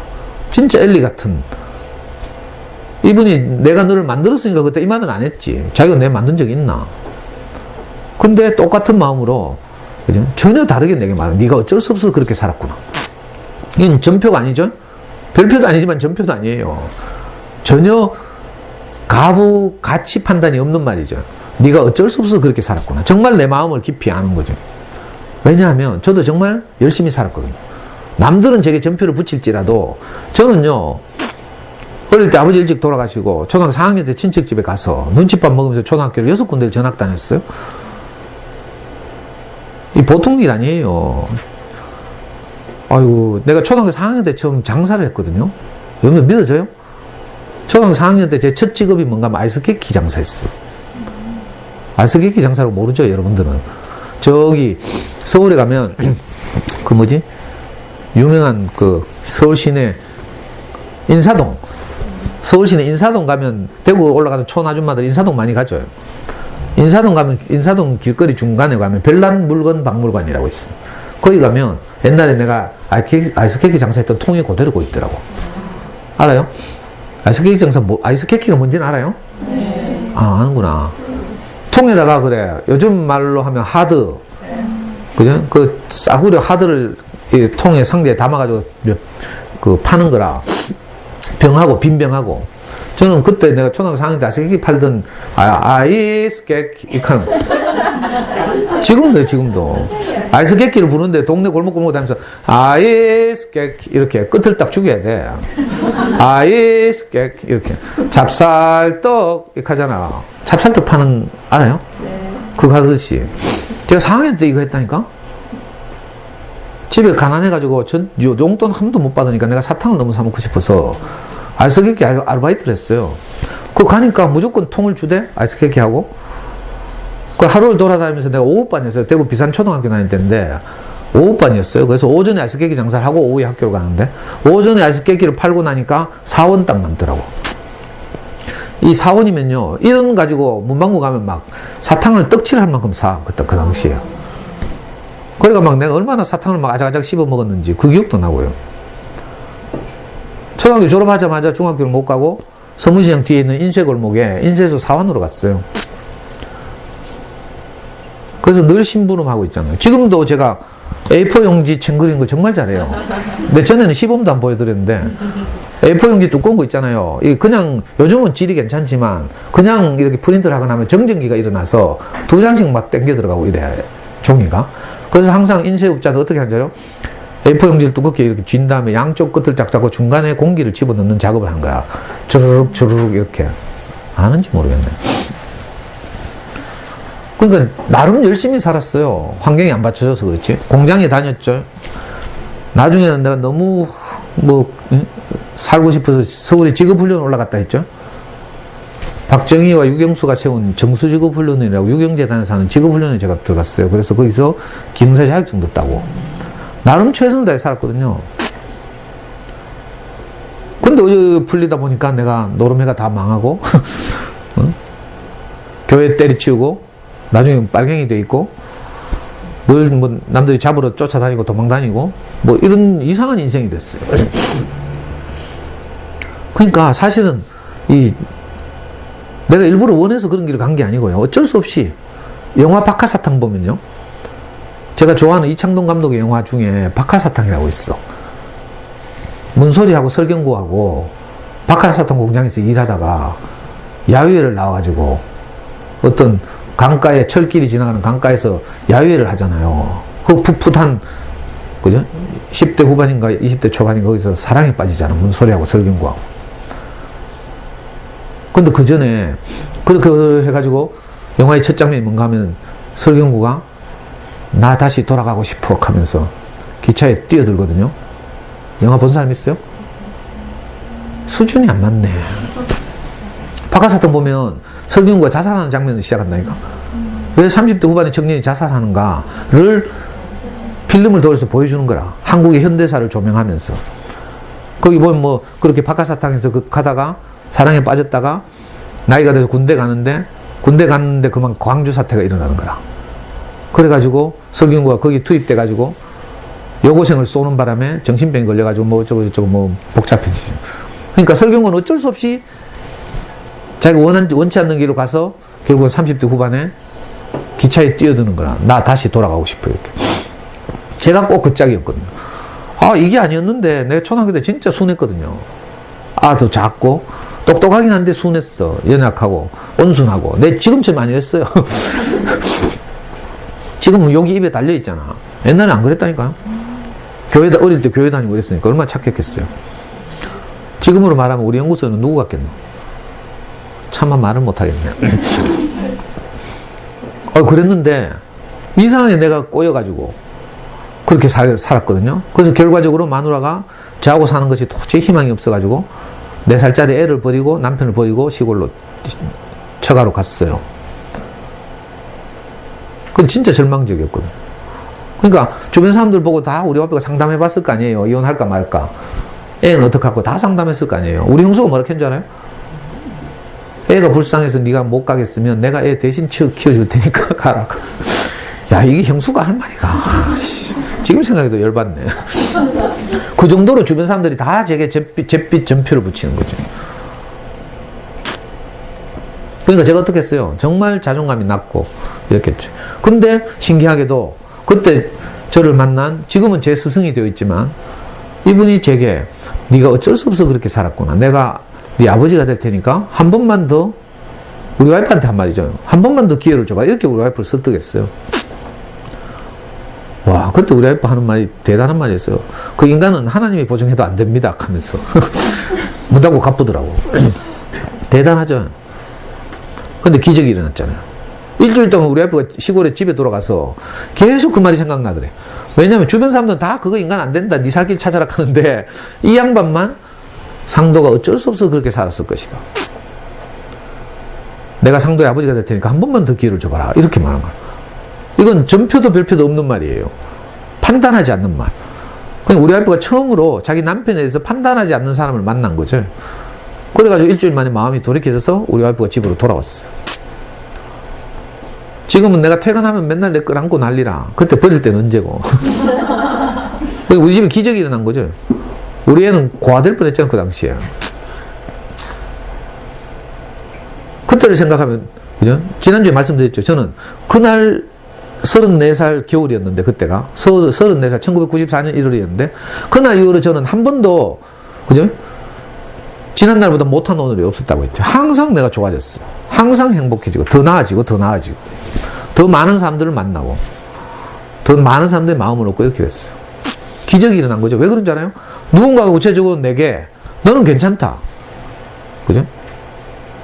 내가 네 아버지가 될게. 구체적으로 이렇게 말한 누군가가 있었던 거라. 그냥 추상적으로, 관념적으로 뭐, 이게 아니고요. 우리 아이들에게도 구체적인 누군가가 필요해요. 너는 정말 자랑스럽다. 그러니까 행위나 결과를 가지고 이렇게 말하면 안 돼요. 행위나 결과를 가지고도 칭찬해야 되지만 행위나 결과가 없을 때도 이런 말을 들으면 애들이 자존감이 높아져요. 이게 진짜 자존감이에요. 그래서 저기 겸이 엄마는 자기 여성 낳았다는 사실 내가 말하잖아요. 강의 때 많이 말해요. 그래도 전혀 개의치 않죠. 이걸 불교적으로 말하면 해탈이라, 해탈. 남이 어떻게 생각하든지 내가 상관이 없는 거예요. 저도 내 인생에서 가장 쪽팔린 게 우리 마누라가 내하고 애를 버리고 도망간 사건이거든요. 근데 제가 강의 때 가장 많이 하는 말이 이 말이에요. 왜냐하면 나는 항상 내 인생에서 부끄러웠던 자리, 이걸 늘 기억하고 싶어서. 그날을 기억하면 그날보다 못한 오늘이 절대로 없어요. 주식으로 말하면 바닥을 치잖아요. 그럼 다시는 가격이 낮아질 주식이 낮아질 일이 없어. 알아요? 내 인생도 마찬가지예요. 어떤 사건이 되었든지 간에 그걸 내 인생의 바닥으로 여긴다면 그날부터 나는 늘 좋아지는 거라. 저는요, 34살 어린 때 노름하고 이래가 겨우 몇천만 원밖에 안 날렸어요. 그때 몇천만 원을 내가 수업료로 지불하고 정말 중요한 것을 얻은 거죠. 많은 남자들이 주식하다 많이 날리거든. 수억씩 날려, 빚내가지고. 근데 저는 젊을 때 노름한다고 한 몇천만 원 날리고 그다음부터 다시는 날릴 일이 없어. 왜? 주제파가 확실히 했거든. 나는 내 머리가 좋다고 막 노름했어요. 동네 당구장이나 기원에 가면 내가 다 이겼거든. 그래서 본격적으로 하우스 들어갔어요. 근데 하우스 들어가서 딱 해보니까 어떤 날은 이기고 어떤 날은 져요. 근데 이걸 계속 한다고 쳐봐요. 결국 누가 이겨요? 하우스가 이기는 거야. 노름이란 게 이래요. 자, 빠찡고 가잖아요. 슬롯머신 같은 거 하죠? 승률이 정해져 있어. 예를 들면 정말 잘 돼 있는 데는 51대 49대 있어요. 그러니까 손님이 49, 기계가 51이죠. 이거 계속 해봐요. 결국 손님은 다 잃게 돼 있어. 그러니까 땄을 때 나와야 되는데 이게 쉽지 않은 거라. 그 딴 맛 때문에 있잖아. 계속 하게 되고. 이야기가 엉뚱한 데로 갔는데, 그저 진정한 의미의 자존감이란, 그러니까 구체적인 누군가가 내게 너는 괜찮다, 충분히 행복할 수 있다, 함께 살자, 이렇게 말하는 누군가가 필요한 거예요. 제가 이 말을 알고 나서 우리 카페에다가 오늘 하루는 뭐 한 줄씩 쓰자고 했잖아요. 거기다 뭐라고 써놨어요? 우리가 서로 사랑하면서 살기에는 전혀 부족함이 없습니다. 이렇게 써놨어. 원래 삶의 목적은요, 행복하게 사는 거예요. 어렵게 생각할 거 없이 서로 사랑하면서 사는 거죠. 왜냐하면 죽을 때 되면 다 이게 제일 아쉽거든. 인생의 마지막 정리할 때 딱 가면요, 제일 후회가 되는 게 소중한 사람들에게 충분히 사랑하지 못한 것, 이거예요. 출세를 덜 한 것, 이건 전혀 아쉽지 않아요. 송중기를 못 만난 것, 이것도 별로 아쉽지 않다니까. 송중기보다 못하지만, 누구 있노? 송중기 말고 좀 늙은, 비록 최불암 같을지라도 내하고 함께 살아준 소중한 가족들에게 충분히 사랑하지 못한 거, 이것만 아쉽다니까. 그러니까 우리가 서로 사랑하면서 살기에는 아무 부족함이 없어요, 사실. 저는 이걸 알았어요. 스승을 만나서 배웠잖아요. 저는 예를 들어서 출세를 하려고 하면 내가 부족한 거 투성이에요. 저는 어릴 때 학교를 못 다녔기 때문에 규범이 굉장히 약해요. 그죠? 제도에 약하고. 그래가지고 저는 책임감이 없어요. 꾸준히 뭘 하지는 못해. 학교에서 배운 수많은 덕목들이 저는 이제 결여되어 있는 거죠. 그래서 사실 제가 출세를 못했어요. 어쨌든 금융고시에서 대학 갔잖아요. 그죠? 내가 꾸준히 고시공부를 했다든지 이러면 혹시 여기서 여러분들 안 만나고 있을지도 몰라. 명식이 초등학교 졸업하고, 그죠? 온갖 공장 다니면서 금융고시가 그래도 경대법대 갔다 하면요. 신문 날 일이라니까? 노무현은 그래도 상고라도 나왔잖아. 근데 그만, 내가 고시공부를 딱 해보니까, 내게 어떤 요소가 없다는 사실을 발견했어. 학교 다니면서 꾸준히 책상에 앉아있는 이 엉덩이의 힘. 이게 내게 없는 거야. 난 맨날 공장 다니고 뭐 이랬으니까. 우리 목사님이 저를 딱 만나가지고, 니는 공부를 하면 되는데, 데모를 해서 인생이 어렵게 꼬였다. 이렇게 말했어요. 우리 와이프한테는 굉장히 고상한 말하고, 내한테는 실질적인 말을 하더라고. 그래서 니는 지금부터 공부를 해라 하면서. 그래서 제가, 솔직히 했죠. 저는 지금 노름해가 빚도 이만큼 있고요. 당장 우리 와이프가 버는 돈으로 빚 갚고 생활하기도 빠듯해서 제가 고시원에 올라가서 공부할 돈이 없습니다. 이렇게 말했어요. 그랬더니 이 양반이 벌떡 일나더니 자기 장바 주머니에서 지갑을 꺼내더라고. 그래가지고 지갑에서 10,000원짜리 이만큼 꺼내더니 춤을 뱉으면서 샬리는 거예요. 진짜로. 뭐라고 문제 얼마면 되겠냐 하면서. 와. 제가 우리 형은 이제 중학교를 금융고시 한 다음에 고등학교로 갔어요. 우리 형이 고등학교 갔더니 국어 시간에 신문을 구독하라 했대. 국어 선생님이. 학력고사를 잘 치려면 신문 같은 걸 많이 봐야 된다고. 그럼 우리 집 그거 찌그러져가는 형편에 우리 형이 처음으로 조선일보를 구독했어요. 그래가지고 저는 읽을 거리가 없고 하니까 공장에 다니고 틈틈이 늘 집에 굴러다니는 조선일보를 읽었어요. 처음에는 한자가 많아가지고 못 읽겠더라고. 근데 계속 읽다 보니까 내가 한자를 다 읽겠더라고. 이거 웃기죠? 계속 읽다 보니까. 한자 쓸 줄은 모르는데, 그래서 내가 읽을 줄은 거의 다 알아요. 조선일보, 요즘은 이제 한자 안 쓰죠.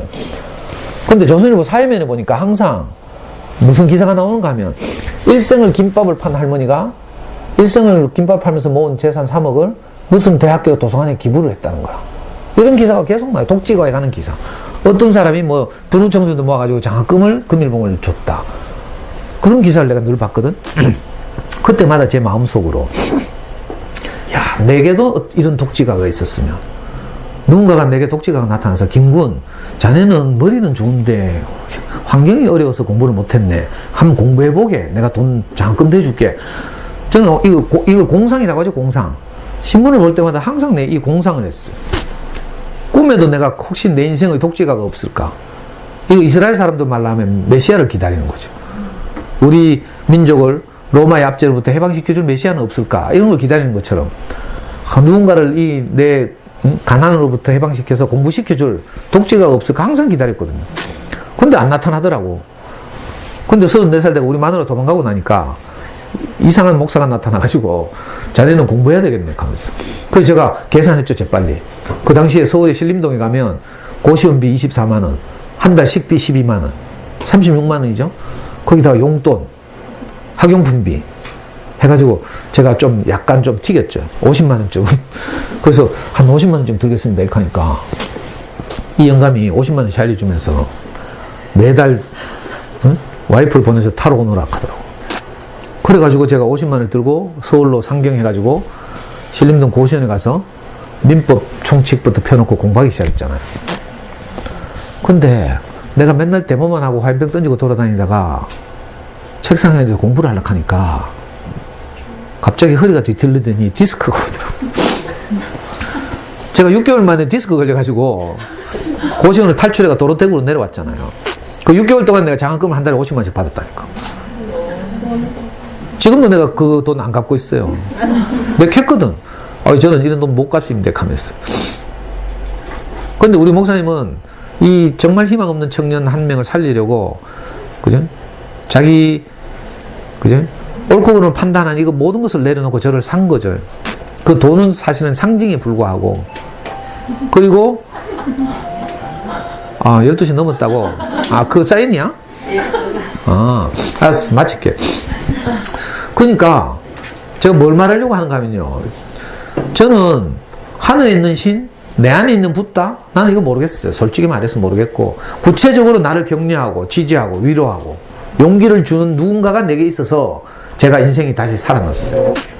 그날부터 제가 새로 다른 말을 듣고 빚어져서 지금 여러분들에게는 내가 전혀 다른 말을 하게 된 거죠.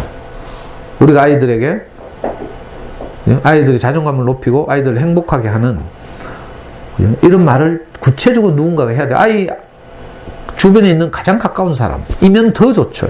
그래서 엄마들에게 내가 늘 호소하고 부탁하는 거예요. 근데 사실 이게 엄마들도 잘 안 돼. 왜냐하면 엄마들도 이미 어릴 때부터 친정에서 양육 딸 때부터 늘 잿빛 점표와 금빛 별표를 덕지덕지 붙이면서 살았기 때문에. 그래서 이 판치넬로처럼 일단 엘리를 찾아가야 되는 거죠. 엘리를 찾아가면 엘리를 딱 만나는 순간 금빛 별표와 잿빛 별표가 떨어져요. 그래서 저는 수많은 금빛 별표는 제가 거의 안 붙었고 금빛 별표는 조금 붙었어요. 그래 의지는 강하네 하면서 초등학교밖에 졸업 안 했는데 그래도 금융고시에서 대학 간 거 보니까 이 부분에서는 좀 별표가 붙을 수 있죠. 나머지 부분에서는 뭐 성질 더럽지 뭐 하여튼 다 잿빛 점표 투성이었는데 신기하게도 나를 결과나 이런 걸로 전혀 평가하지 않는 사람 앞에 딱 가니까 내 모든 점표가 두두두둑 떨어지더라고요. 그래서 저는요 전혀 부끄럽지 않아요. 그래서 내 지난 이야기 다 하죠. 전혀 부끄럽지 않고, 만약에 내가 부끄러우면 뒤통수 땡겨가 여러분들 이야기 못 하죠. 분명히 여러분들 듣고 나면 돌아가서 엄마들끼리 커피 한잔 하면서 야 그 인간 그렇네 하면서 그 사모님 고생했겠네 하고 막 사모님 어떻게 생긴지 궁금하다 하고 다익하거든. 근데 나는 전혀 그게 뒤통수 땡기지 않아요. 거기서부터 해방됐거든. 남이 뭐라 하든지 상관없이 나는 나로서 충분하기 때문에 내가 여러분들하고 함께 살기에 행복하게 하기에 그죠? 내 가족들과 행복하게 살기에 충분하거든요. 그래서 내가 전혀 남이 어떻게 생각하는지 상관이 없어요. 왜 그런가 하면 저는 구체적으로 엘리 같은 분을 내 앞에 두고 그렇게 내가 그죠? 늘 격려를 받고 이랬기 때문에 그 잿빛 점표가 다 떨어져 나간 거죠. 그래서 여러분들도 할 수만 있으면 어디로 가야 돼요? 내게 잿빛이나 뭐 별표나 붙이는 곳에 가게 되어 있어요. 엄마는 또 어디 가면 자기가 별표 붙는다고 좋아가지고 막 꼭 그런 데 간다. 근데 그것도 좋은 게 아니에요. 물론 어떤 부분에서는 그런 것도 필요하지만 사실 근원적으로 내가 뭐 어떻게 하든지 상관없이 내가 소중하게 여겨지는 이런 만남이 필요하죠. 그래서 저는 할 수만 있으면 이 연구소 엄마들의 커뮤니티가 그런 커뮤니티가 되기를 바라는 마음으로 매일 이런 강의를 하는 거예요. 왜냐하면 다른 데 가면 다 점표 붙이거든. 자랑하고. 그죠? 남이 안 붙이면 지가 자랑하잖아. 엄마들 모임 가면 막 어떻게 하는지 내가 자랑을 해야 좀 내가 살거든. 그래서 뭐 있는 거 없는 거 다 꺼내가 자랑하고 처음에는 남편 자랑하다가요. 나중에 되면 이제 남편 자랑할 게 없어져. 그죠? 그러면 엉뚱한 거 자랑하죠. 가방 자랑, 차 자랑 뭐 이런 거 하다가 나중에 안 되면 이제 애 성적 자랑하다가 그것도 사춘기 지나가면 못해 이제. 자랑할 거 없다니까. 그럼 진짜 슬퍼져요. 그래서 먼저 엄마들이 자기 자존감을 높이는 어떤 말을 자꾸 들어야 되죠. 우리는 서로 사랑하면서 살기에는 전혀 부족함이 없습니다. 꼭 이런 말들을 자꾸 들어야 되고요. 내가 그래서 충분히 자존감이 높아지면 어떤 일이 벌어지는가 하면 우리 아이를 볼 때 내가 협력이 안 되는 거야. 저도요, 여러분들 뭐 애 공부 잘하면 걱정 없을 것 같죠? 부모는 늘 걱정한다 했죠? 80 먹은 할아버지가 60 먹은 아들 외출하면 뭐라 해요? 차주심 하락한다 하잖아요. 우리 아이도 마찬가지고 26이고 명문대 다니지만 저도 항상 아이의 장래에 대해서 그죠? 걱정되잖아요. 이게 부모 마음이에요. 그런데 세상 부모들과 제가 다른 점이 하나 있다면 내가 그렇게 절망적인 인생을 살았음에도 불구하고 지금 이렇게 행복해진 것처럼 우리 아이도 그렇게 될 것이다. 제가 여기에 대한 확신이 있어요. 우리 아이가 어떤 길을 가든지 그죠? 내가 그래서 우리한테 항상 유연해요. 네가 어떤 길을 가든지 힘들면 아빠에게로 돌아온나 대구로 내려온나 우리 가족을 살린 교회가 있다 이렇게 내가 말하고요. 그래서 혹시 아빠 죽으면 왜하지 한다고 우리 아들이. 그래서 내보고 하는 말이 아빠 죽지 마 하거든. 아빠가 안 죽을 수가 있나 하면서 늘 바른 말 하잖아요. 그러면 시끄러워 하면서 그냥 안 죽는다고 말해 하거든 애가. 엄마들 애들이 그렇게 하잖아요. 그러면 그냥 안 죽는다 해야 돼. 뭐 거기서 뭐 사람은 누구나 죽는 거란다 해서 뭐. 그죠? 우리 아이에게 정말 우리가 위로가 되고 용기가 되는 어떤 말들을 해야 되죠. 그리고 사실은 제가 늘 아이한테 말해요. 내가 없으면 큰아빠도 있고 미화 이모도 있고 그죠? 아빠와 같은 마음으로 너를 대하는 많은 이모 삼촌들이 있다. 내가 늘 이걸 말하죠. 정말로 우리 아이는 그렇게 수많은 이모 삼촌들의 지지와 격려를 받으면서 지금까지 컸어요. 중학교 2학년 때까지는 제가 키웠어요. 근데 내가 중학교 2학년 때 딱 되니까 내가 공부를 잘 시키는 건 내가 잠수는 열심히 하고 하니까 할 수 있겠더라고. 근데 아이를 격려하고 지지하고 하는 것은 내게서 안 나와요. 내가 깜짝 놀랐어요. 중학교 2학년 때까지 제가 아이 교육에 미쳐가지고 교회도 안 나가고 있잖아요. 우리 스승도 안 만나고 3년을 내가 개교봤다니까. 그랬더니 애 잘 때 침대 머리맡에서 내가 하는 말이, 전에는요 내가 어떤 말을 계속 듣고 살 때는 너는 아빠처럼만 살면 된다 이렇게 말했거든요. 우리 가족은 충분히 행복하다 이렇게 말했어요. 근데 내가 3년 동안 우리 교회 말로 방학이라고 하는데,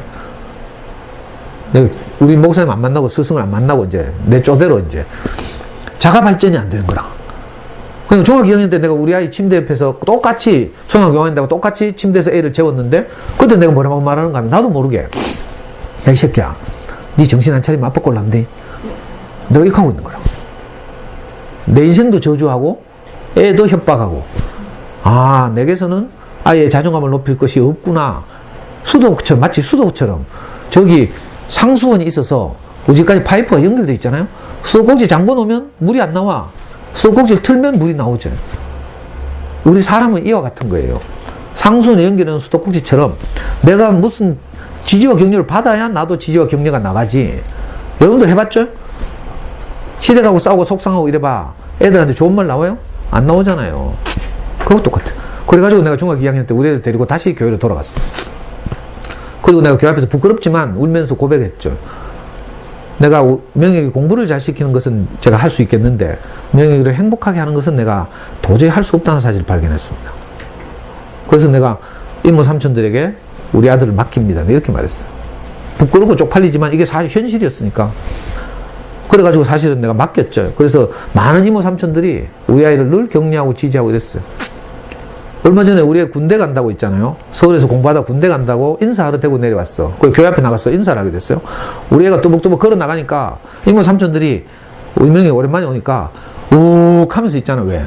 아이돌 스타 등장할 때 왜 팬들이 와악 하잖아요. 꼭 그거하고 똑같이. 그 수백 명이 막 욱 하면서 있잖아. 그 명이 좋아가지고 있잖아요. 흐뭇하 해가지고 막. 평소에 안 하던 말 막 하대. 자기가 군대 열심히 갔다 와서 교회 아들로 살겠습니다 하면서. 이 평소에 안 하는 말이거든. 그러니까 분위기가 그러니까 지도 막 그래 말하는 거야. 그러니까 사실은 저도 물론 그렇게 아이를 적극적으로 지지하고 격려하지만 우리 아이에게 많은 이웃이 있어요. 응원하고 격려하는. 제가 늘 말하지만 아프리카 속담처럼 한 아이를 키우는 데는 온 마을이 필요하다. 이런 말이 있어요. 우리가 시골에서 자랄 때는 온 마을이 아이를 지켜보고 이랬기 때문에 시골에서 침 뱉고 담배 피우고 이런 놈들 없어요. 근데 도시에 나오면 다 모르는 사람들이에요. 그러니까 애들 지멋대로 사는 거라. 그렇죠? 그 사실은 이 마을의 회복이 필요해요. 마을의 회복. 공동체의 회복이죠. 비록 아파트로 이렇게 막 다 이렇게 구성되어 있어서 외관은 바뀌어가고 있지만 어쩌면 우리 아이들을 키우는데, 그죠? 우리 아이들에게 자존감을 높여주고 정말 그런 마음으로 대하는 많은 이웃들이 필요할지도 몰라요. 그래서 어쩌면 제가 이렇게 늘 엄마들한테 이런 이야기를 하는지도 모르고요. 그러니까 아이들 가능하면 많이 연구소에 데리고 오고 주말 같은데, 그죠? 그래서 전혀 다른 이야기를 듣고 지지와 격려를 받아야 돼요.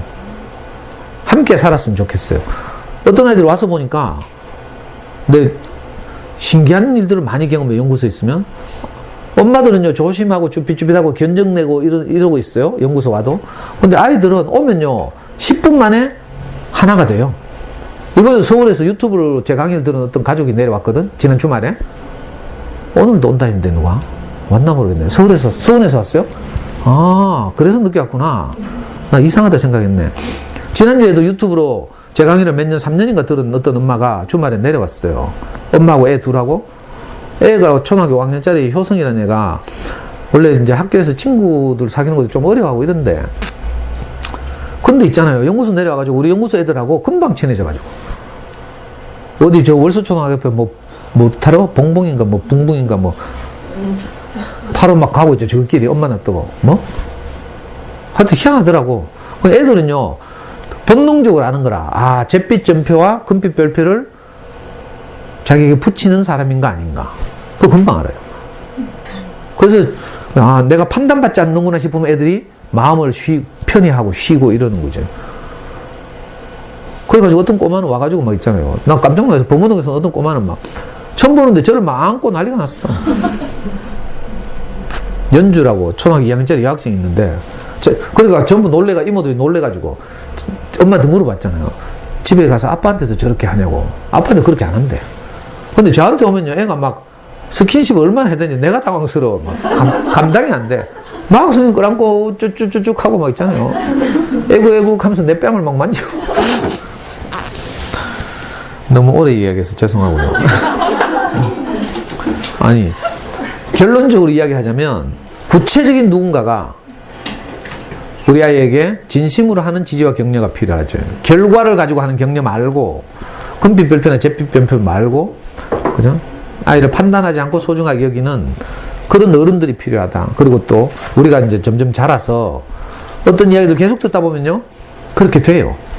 저는 정말 누구보다 스캔이 빠른 사람이 있거든. 눈치 빠르고 이러니까. 저도 옳고 그름이, 그죠? 빛보다 빠른 사람이에요.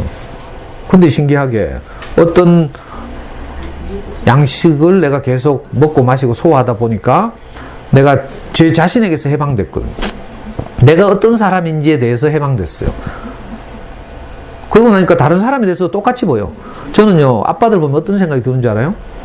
아, 저 사람도 정말 이제 고생하는 아빠들 보면 이상하게 그런 생각이 들어요. 아, 저 사람도 내처럼 우리 스승을 만난다면 정말 다른 사람이 될 텐데 하는 그런 생각이 들지 판단이 안 돼요. 우리 아이들을 볼 때도 그렇죠. 아, 저 아이가 충분히 사랑을 받는다면 훨씬 좋아질 텐데 이 생각이 든다니까. 실제로 그렇고요. 저하고 이렇게 지내는 아이들 보면 그냥 저하고 막 찢어보고 싸우면서 있잖아요. 저는 지난주에 했죠. 경찰에 신고한다 하고 뭐 있잖아요. 배은망덕하게 막 하면서도 점점 좋아지고 있어요. 이 쭉 같이 살아보면 이거 금방 보이거든요. 그래서 어찌하든지 여러분들이 저를 버리지 말고 오랫동안 함께 이렇게 같이 지냈으면 하는 마음이 듭니다. 잘 들어주셔서 감사합니다. 다음 주에 뵐게요.